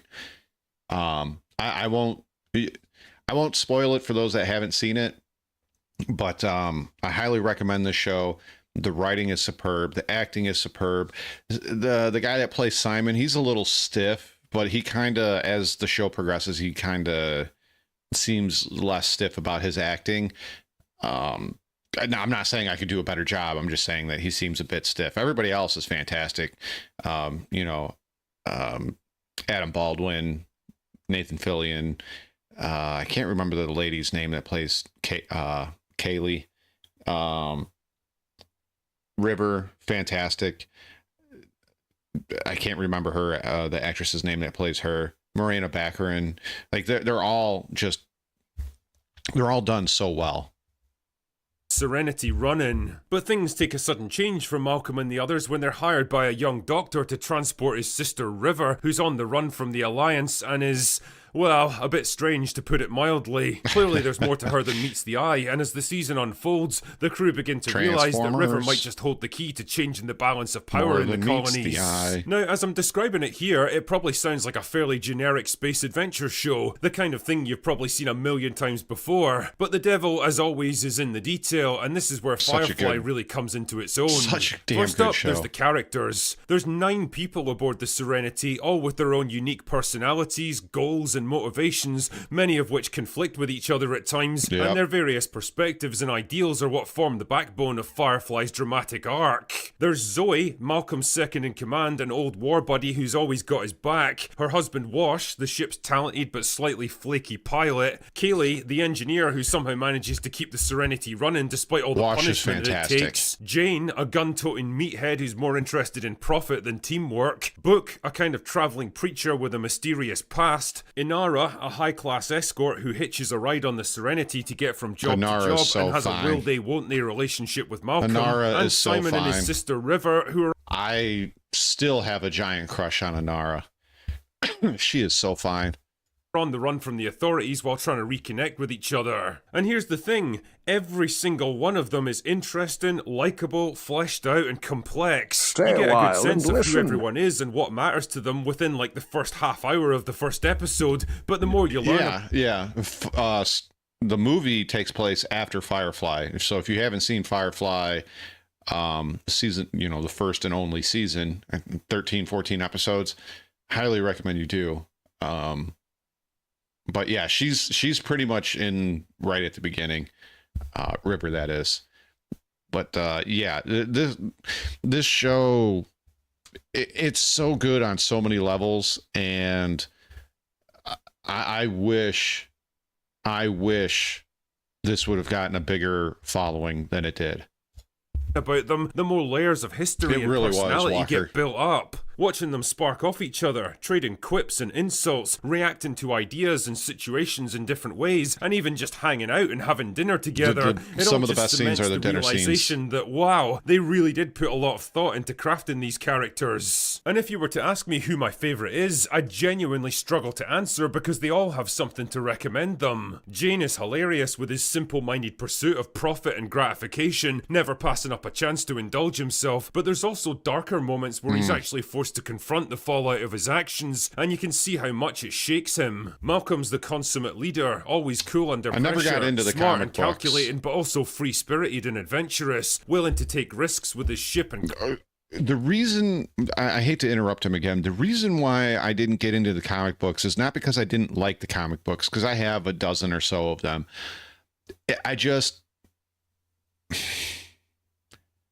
For me, guys, I was so broken that there was never going to be any more film or movie on this show, like on these characters, on continuing what we got, right? I was just so heartbroken about that. And I, like I said, I have a dozen or so of the Firefly Serenity comics, but it just, I don't know. Like maybe I can go back to it now and get more enjoyment out of it. But reading the comics was like, it was kind of like going through a dead family member's belongings and remembering this and remembering that, right? And yes, that's an extreme example, but I was very heartbroken that we weren't going to get any more. And yeah, Cosmic already answered you. Crew, but fanatically loyal to the people under his commands. And believe me, he is not a man to be trifled with if you turn against him. Holy shit, a smart, capable, and brave male lead who's also respected by his crew? You can tell this show wasn't made today, that's for fucking sure. And he's played to absolute perfection by Nathan Fillion, who apparently considers Mal the best role of his career. And frankly, it's pretty tough to argue with it. Then there's Kaylee, who I genuinely think might be one of the most lovable characters I've ever seen on TV. She's a brilliantly talented engineer who can fix almost anything, but she's also feminine and endearing and, well, nice. Her quarters look like a teenage girl's bedroom, and in one episode where she's forced to wear a dress to attend a formal ball, she's delighted by the simple joy of just dressing up and looking pretty. If this was written today, she'd be some big burly lesbian with a crew cut and a bad attitude, obnoxiously complaining about how dumb the men around her are. We really did not appreciate how good we had it back in the day. But it's exactly this kind of nuanced character work, the ability to constantly surprise the viewer without ever feeling forced. I was like that with a few Disney movies back in the 90s. That, yes, Joss Whedon used to be really fucking good at this kind of thing. He gets a lot of flack nowadays for basically being the instigator of the cringe-inducing Marvel humor, and I've probably even done it myself, but I think that's doing the guy a disservice because most of the time it's not really his work. Joss. Okay, so because I had seen, this is such a bad pause, but since I had seen Firefly and Serenity and seen 9 to 12 people in a scene all share that scene, nobody feels left out. Nobody feels like nobody is perceived to be more important than the other throughout the scene. When it was announced that Joss Whedon, because if I'm not mistaken, let me look it up here real quick. I'm almost 100% certain.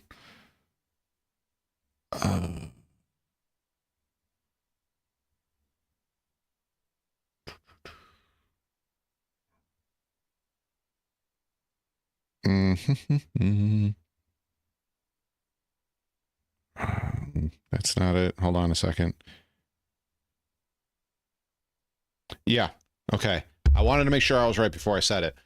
So when they announced that Joss Whedon was directing the Avengers, I knew he was going to do a good job as far as the characters go and how they were going to interact with each other, because he did such a good job with Firefly Serenity. And so I knew kind of what we were going to be getting out of that, obviously. But yeah, Joss Whedon did such a good job with sharing screen time between actors. And once again, like I said, nobody seemed perceived from screen to audience that one character was more important than the others, or they didn't share equal time. It was really well done. And unfortunately, I don't think we're going to see anything like this again. Early 2000s, Hancock wasn't bad, but I'm not the biggest Will Smith fan, but it wasn't bad. That's the problem. It's writers of lesser talent awkwardly trying to imitate him to the point of parody. Yes. Whedon himself once described this show as 9 people staring out into the darkness of space and seeing 9 different things. True. And really, I think that's the perfect summation of what Firefly represents. It's a show about perspectives, different ideas and mindsets, and how they conflict and work together. I don't want to make this political or make it sound like it's right versus left or woke versus not woke and things like that. But I want people to understand that when you can't create something original, the next best thing that people that are not creative do is they grab a hold of older ideas and they remake them in their own way. The problem with that is that our society has gotten, how do I put this politically correct, soft, and they try to remake these shows, movies, fairy tale books, novels, you name it, and they try to put a modern, how do I word it,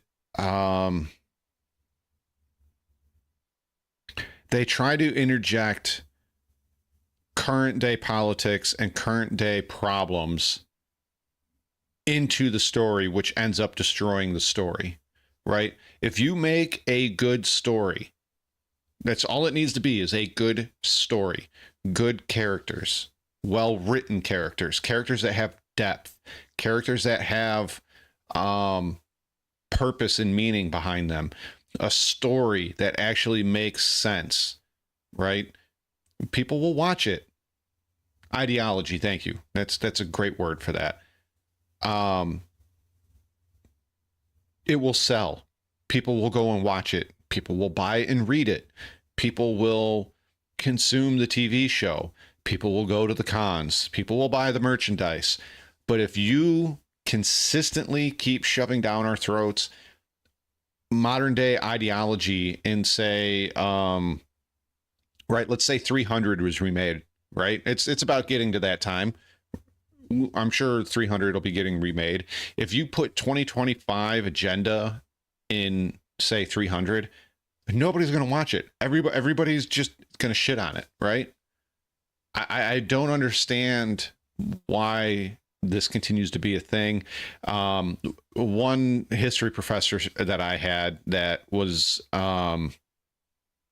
in the early 2000s, it would be right around this time of this show was out.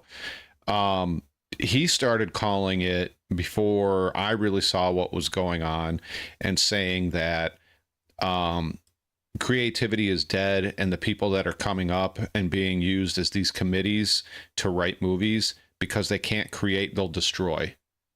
So yeah. And I feel that, like I said, around, I want to say I was in that history class around 2003-ish, 2004-ish. So yeah. And of course, I can't talk about the characters without discussing the Serenity herself, which is basically the show's 10th character. Yep. She's a beat-up old freighter, a bit like the Millennium Falcon, designed not just as a vehicle but as a home for the crew, and it has what I can only describe as a coziness to it that was so unique to that particular time in entertainment. Nowadays, what's really cool, so I got super into the making of the show and everything. Like, Joss actually had the Serenity built, right? I'm not talking about the exterior, I'm talking about the interior, right?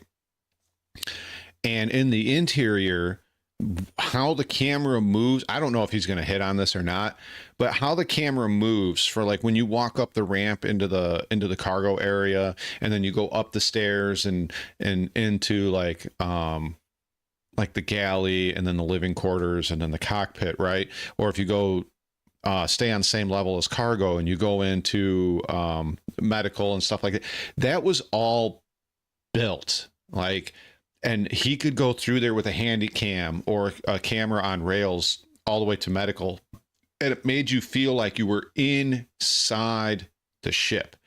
And yeah, I think he did a few episodes of Next Gen, but I'm not 100% sure. I would have to look up his filmography. But he maybe Voyager, maybe Deep Space Nine. I don't know if it was Next Gen. Next Gen might be too early. But I don't know. I would have to look up his filmography. But I think that's really cool that he had the entire set built so that he could bring a camera from beginning to end all the way through the ship and give the viewer a sense of where you were in the ship without having to use dialogue to explain it to you. He didn't treat the viewer as stupid, right? And I think that's another problem in both TV and movies these days, is that the viewer is treated as stupid and we have to be explained everything. Just show us, right? Show, don't tell. We'll figure it out. We're not dumb. Sets are designed to be dark and moody and cool, and they all come across as so stark and nondescript that they're almost depressing to look at. The Serenity is the exact opposite, cobbled together and lived in and rough and ready. There's little details and Easter eggs everywhere. The sets were all designed to connect together because we didn't really want the audience to know the layout of the ship and where everyone was at any given time, and it's this desire to create a usable, believable space that just adds to the feeling of a show that had a lot of love and care put into it.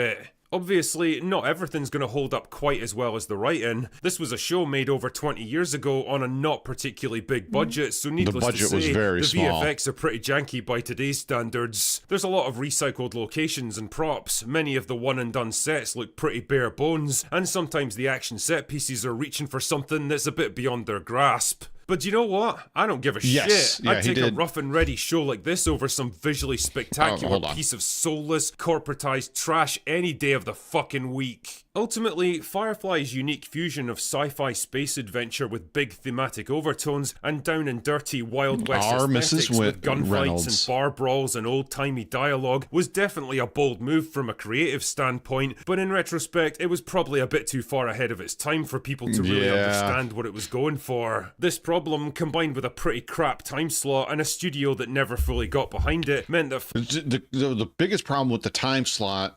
was, number one, I did not have sci-fi. Other people had sci-fi, and I would go over to their house and watch it.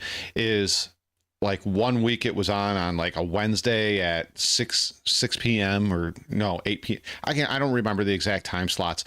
And then like 2 weeks into the show, they changed it so that it was like Friday at 7 p.m., which, even if you're a nerd, you're not watching TV on a Friday at 7 p.m. If you're a nerd, right, a sci-fi nerd, you're either at that time on the internet doing WoW raids with your friends. I'm generalizing here, guys, don't be mad. Or you're going out to your local comic shop, you're going to the movies, you're hanging out with your girlfriend if you had a girlfriend, right? You were doing so much more than you were during the week. It's Friday night, right? And the age bracket that they're trying to hit, the 18 to 45 year old that they're trying to get to watch this show, they're busy. on Friday night at 7 o'clock. And it's on Sci-Fi, which at the time, I believe you had to special order that to your cable package, or I think DirecTV at the time. So it was either DirecTV, you had to get an additional package, or cable, you had to get an additional package, which means you had to pay more, which now means that your audience that you're trying to reach is now super narrow.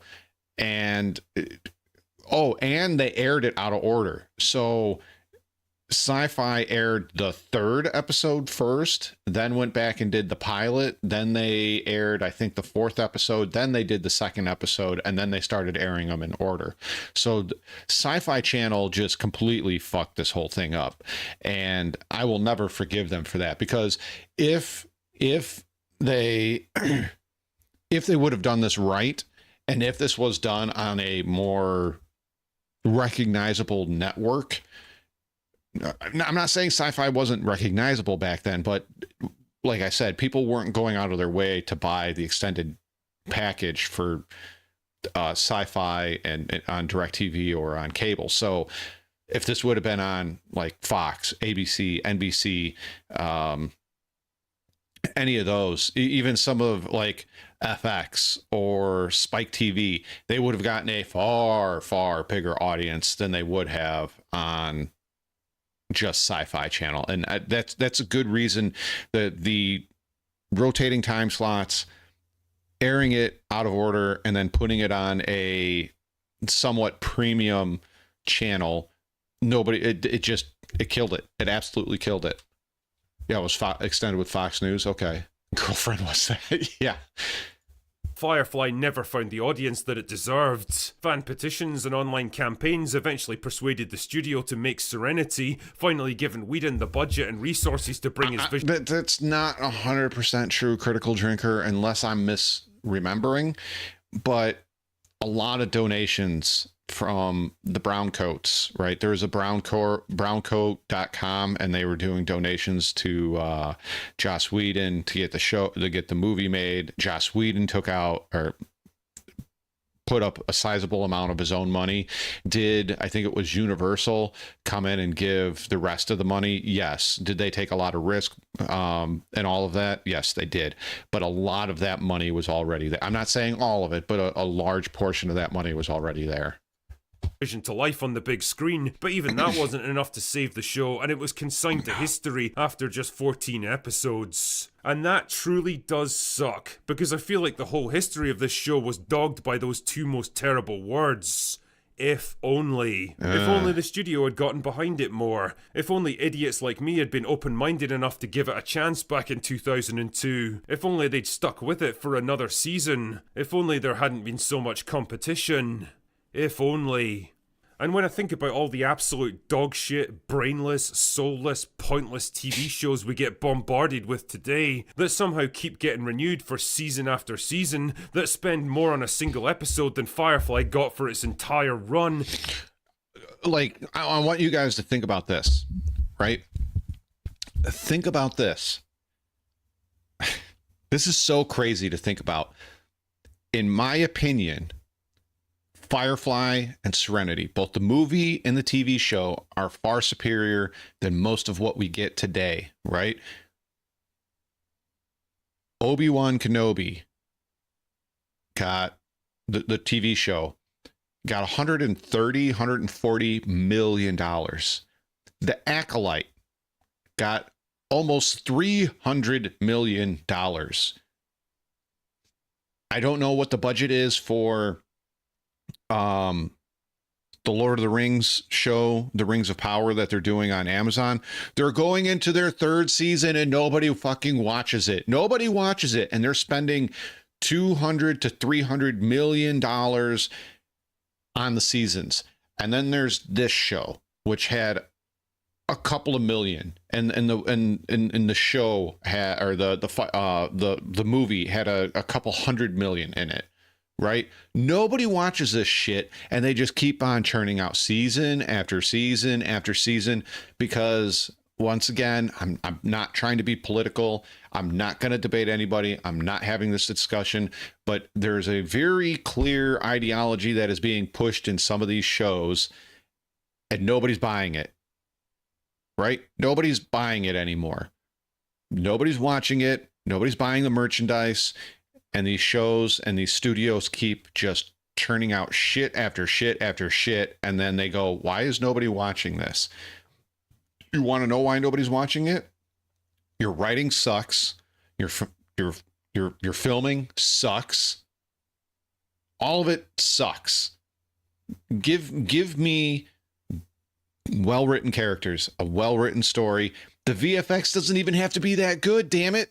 Just give me good writing, a good story, good, well-rounded characters that have flaws, that have issues, right? Characters don't have to be perfect because you're trying to portray a person in the best light. Everybody has flaws. Everybody makes mistakes. Make TV show and movies great again. Yeah, I said it. Make them good again by actually giving characters problems, relatable problems, right? Captain Malcolm Reynolds, just for an example, he has severe trust issues, right? He has severe loyalty issues to his crew to a fault, right? He has PTSD. Give me problems like that. I want to see that, right? I want to see people overcome those kind of problems. Not, my latte is the wrong flavor and they're freaking out in a Starbucks. That's what we're getting to in today's anyways, I'm going to get off my soapbox here. It makes me genuinely sad because little by little, we're losing that improvisational spirit and the creative drive that made shows like this possible in the first place. We really didn't appreciate how good we had it back then, and probably never will again. And ultimately, Firefly is just another sad example of wasted potential, of missed opportunities, of what might have been. So you know what, Firefly? On behalf of myself and everyone else who should have believed in you but didn't, I'm sorry. You deserve better than you got. And in the end, we're the ones who lost out. The Battle of Serenity Valley. That's all I've got for today. Go away now. What a... No. Hello, no, shut up.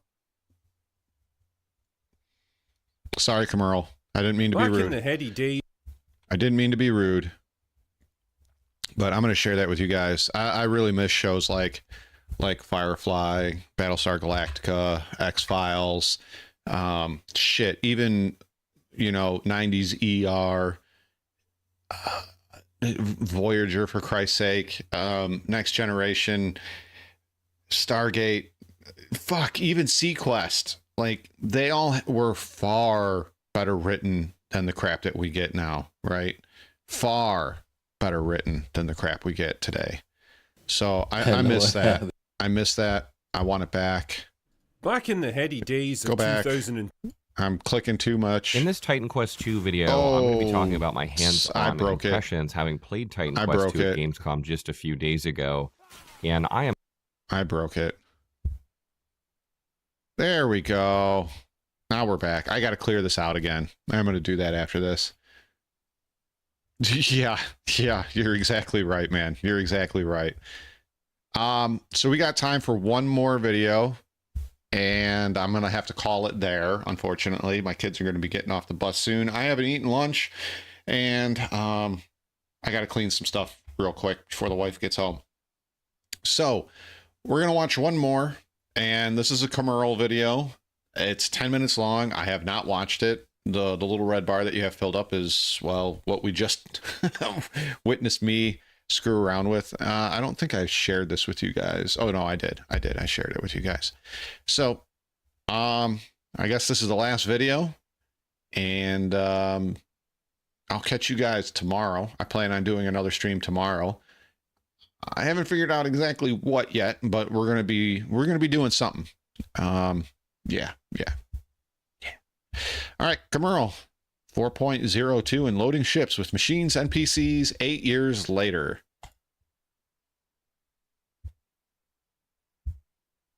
Hello, everyone. Almost to this day, 8 years ago, Chris and Tony Sorak were talking about loading, unloading of cargo and the mentioned machines and NPCs. Steve Apollyon asks, are there any plans on cargo loading of the bigger ships, such as the whole series Where's the date of ships, on this? and is I the don't loading see at it. a space station or even planetary? It's probably off screen. Going to be automatic, or will we have specialized small cargo loading ships similar to Argo to load manually? I'm not that good at Rivals. Similar to the Argo. I haven't played in like 3 weeks. We have talked about the fact that we don't want the larger ships to basically just, park it, click the button, and it's done. That these larger ships that have vast quantities of materials would actually take a significant period of time to unload and may result in missions for NPCs and or other players to actually undertake. We've actually got a pretty comprehensive design right now. Yeah, but we're that's still right there on the iterating bottom. through that because we actually want to unify some of the functionality for loading and unloading. Like if I have a big container ship and I pull into the port of LA here at Long Beach, there's a whole setup. There's longshoremen, big cranes, and there's service, and the crew of the container ship don't act. This is what happens when you have nerds that don't do.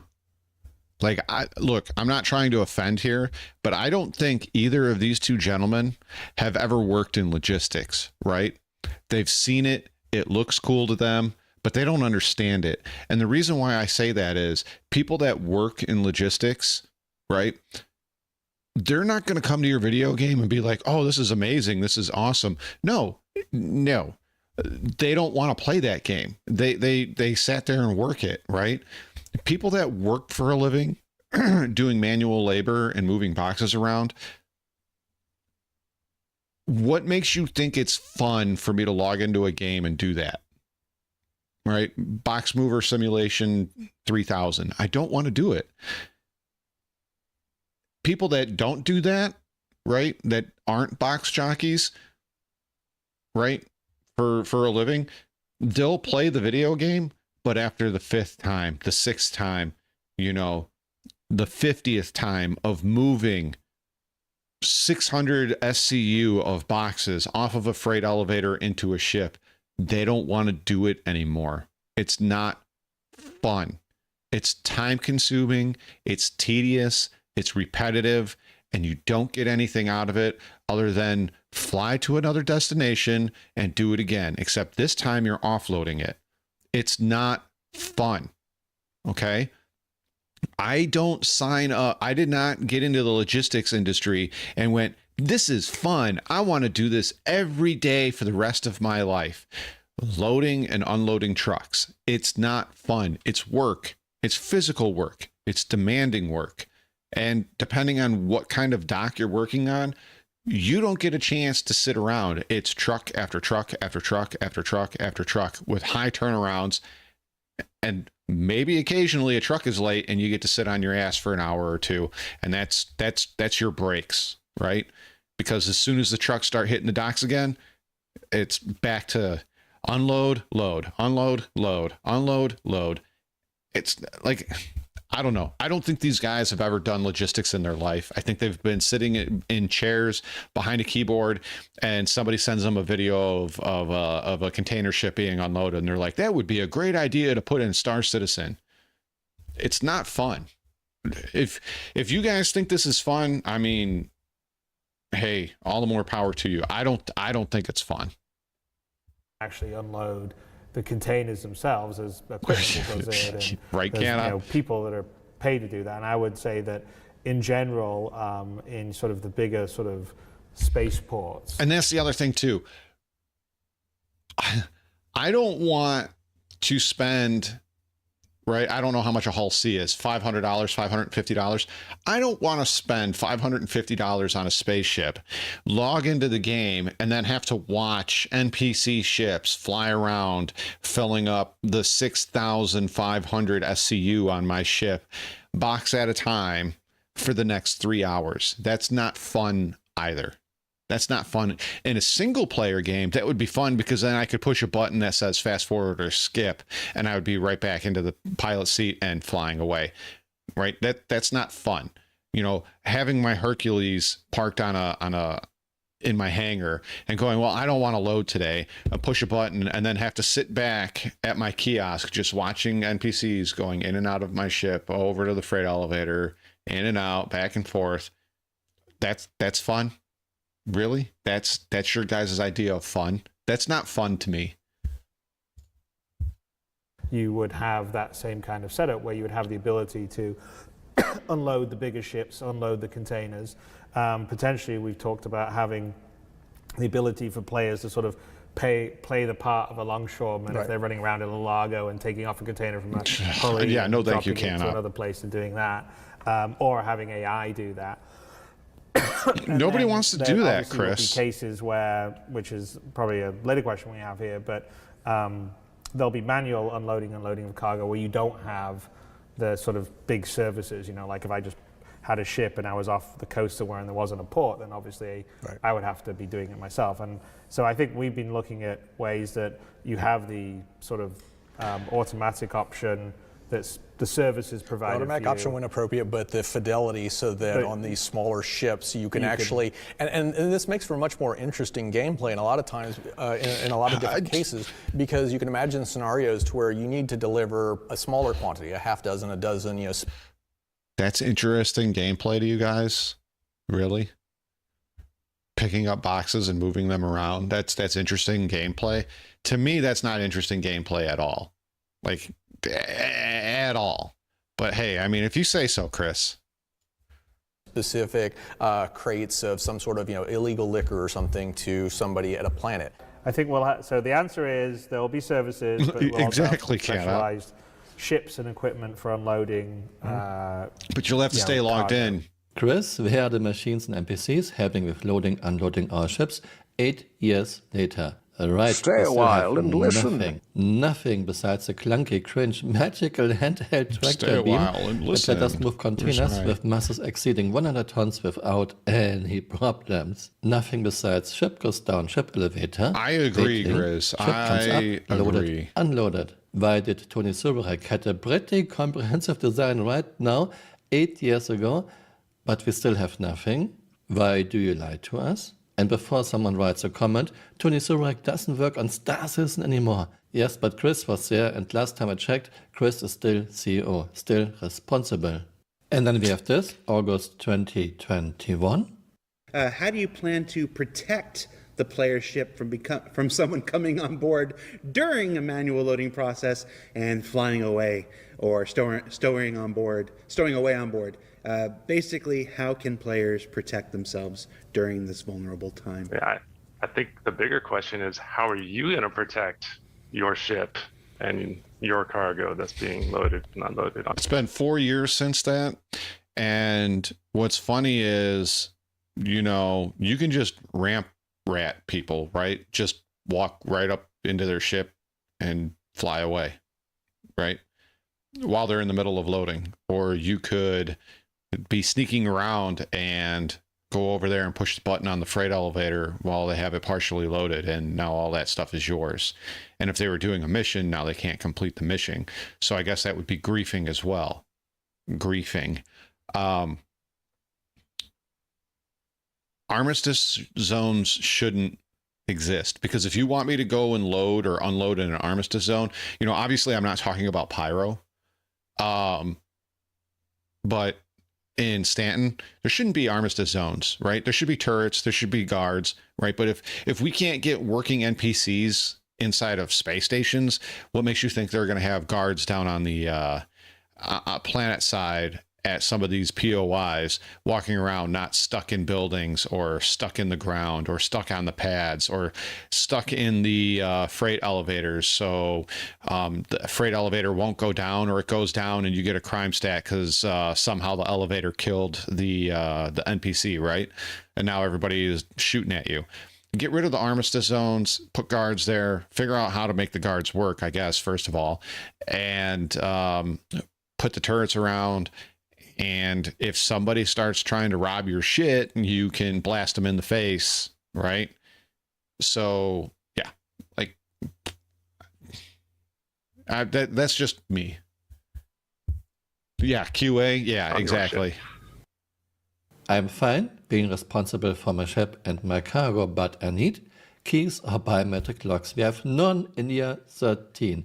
Everyone who makes it onto the pilot seat has full control over your ship. The ability to secure my cargo, to throw a weapon, and if needed, shoot a thief, cannot do this in armistice zones. Police or security forces, we have none in Star Citizen in year 13, except annoying NPCs scanning our ships for contraband. Bring some friends, join an orc doesn't help. We cannot throw guns in armistice zones. We cannot shoot at a thief. And who wants to do this? Who wants to stand guard at my ship when I do the loading, unloading? Right now, this doesn't even pay enough to hire like 5-10 people, if they even would be willing to do this, which is very boring. Yes. CIG is talking about the captain. Look, I do escort stuff for like Pagan and Jim and stuff like that when I'm online. Right, because I'm not that great of a dogfighter. Or, I'm okay. I can handle most of the players in the verse, but the ones that do a lot of PvP, I'm not going to be able to go shot for shot with them. Right, they're going to just obliterate me. But I do it because I have fun. I like the banter. I like hanging out with my friends. I don't find it boring because I'm there chatting and hanging out with my friends. But if you were a random person asking me to do escort, no, I don't know you. I'm probably not going to do it, and you would have to offer me a lot of money, a lot of space bucks, but you're not making enough space bucks to get my services, right? So there's no point. I would cut into all of your profit and you would make no money. So you're not going to hire me. So like we're stuck in this circle of bad design is what it is. It's just bad game design. For ship, that's he does love that yellow. For 10 years by now. Here are just a few clips. Now first is the captain's station. This is usually the owner of the ship, and he has the ability to see what all of the others are currently doing. He also has the ability, if needed, to override one of the other stations and take control of what's going on in that position. Yeah. He also has the ability to set permissions and set the security states to put the ship on high alert. 10 years ago, we still don't have this. Or at a peace state if you're in a less risky position. Overall, like for a ship owner, we do want you to have some level of control to say, okay, I'm hiring you on board as crew, have them another player or an NPC, and I'm going to give you access to the engineering station. I'm going to give you access to shield management, and you'll still flag can't your do crew this for the different permissions that you want. That way, it'll be a bit trickier for someone to just run up to the pilot seat of your own ship, try and get in and use it, and it'll be more, well, you didn't flag him for permission, so he's going to just rip you out of the seat, get in his own pilot seat, and start flying. This is the exact same problem that we're going to encounter over and over and over again that we've talked about, which is, well, if somebody boards your ship, can they basically just sit in the pilot seat and go? And that's the way it is right now. But if eventually we're going to have much, more of a security system concept. And so, irregardless of the fact that I allow irregardless, that's not a word, ship, buddy. That doesn't necessarily mean that I, as captain, have basically given them the keys to the thing. You may not give them the permission to use the helm. They may have the permission to walk all around or use turrets or whatever, but I can see not have the keys to the ignition. Yeah, I can see the captain, the owner of the ship, basically designating who can do what. In other words, if I'm disconnected, then my navigator, whether it's an NPC or a player, can basically assume control of piloting the craft. But I, in advance, basically said I believe you're right. I mean, how he's what is it? Something Aromatis, which is like he's still getting paid for them, but he doesn't work there.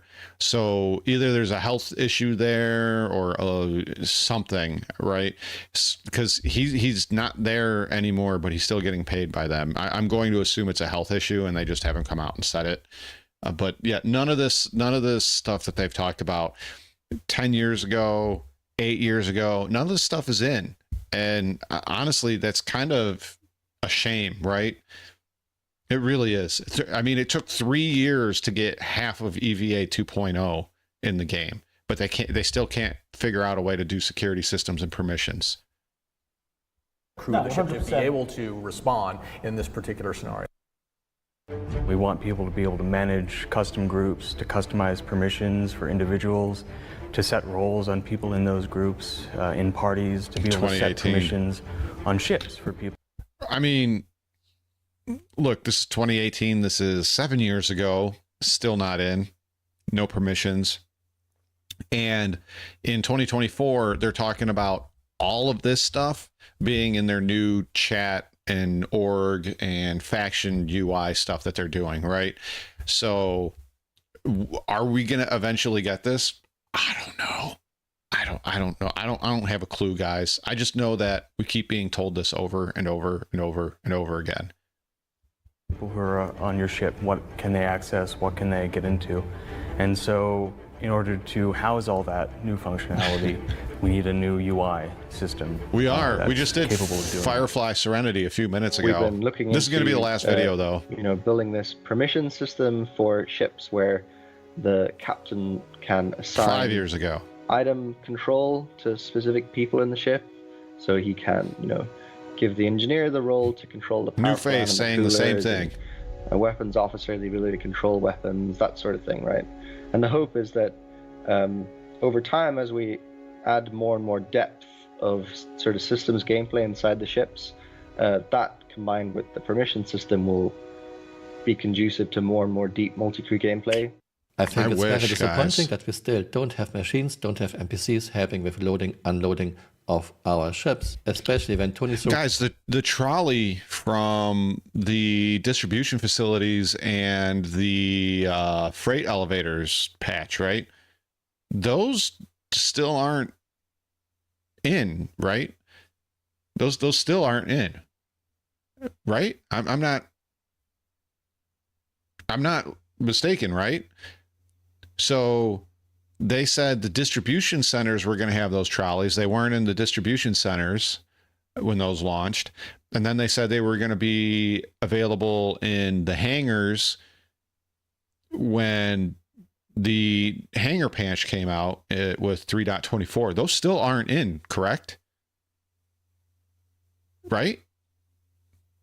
I mean, let me know if I'm wrong, but I still don't, those still aren't in. Said more than 8 years ago, we actually got a pretty... Yeah, and I don't even know how old the mule is. I know the mule is somewhere between 3 and 5 years old, and it still doesn't work. Comprehensive design right now. Yeah, right, Tony? It's also very disappointing that we still cannot set permission. Everyone who makes it into your ship and onto the pilot seat has full control over your ship. What is this? This is a joke. CRG's solution for automatic loading unloading right now is your ship goes down ship elevator, your ship is out of sight, and an automatic magical unloading loading happens. I'm actually fine with this, but this does not work for ships like Hull C, Hull D, and Hull E. You cannot land those ships extended in a hangar. Yeah, so this will never work for those ships. I don't know, CRG has some funny ideas like, yeah, this will generate missions for players. They can help loading, unloading your high sea. They can fly around and pick up containers. Are you kidding me? Do you really think this will ever work? How much money do you think you have to pay for those people? No. Right. You're not getting paid enough. Work, Chris. Chris, people are playing games to have fun. People are playing games to escape real-life chores. Who wants to play an Amazon warehouse employee in a game? Right. Microsoft Warehouse Simulator. I'm looking very forward to what solutions CRG 2954 in another 8 years. Thanks for watching and see you next time. Bye. Auf Wiedersehen. Thanks, Kamerl. Let's see what he's got. We've actually got a pretty comprehensive design right now. We've actually got a pretty comprehensive design right now.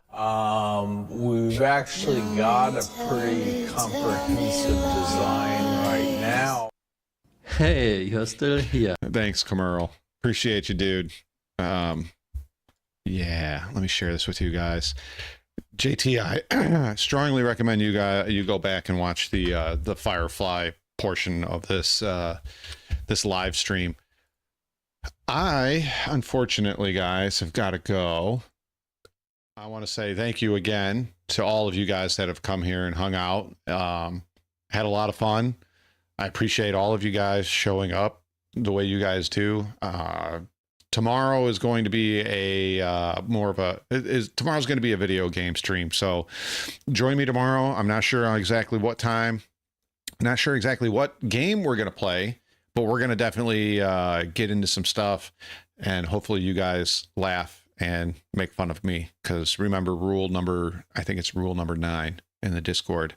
So yeah, you guys have a good one. So long. Thanks for all the fish, and I will catch you tomorrow. Later, guys.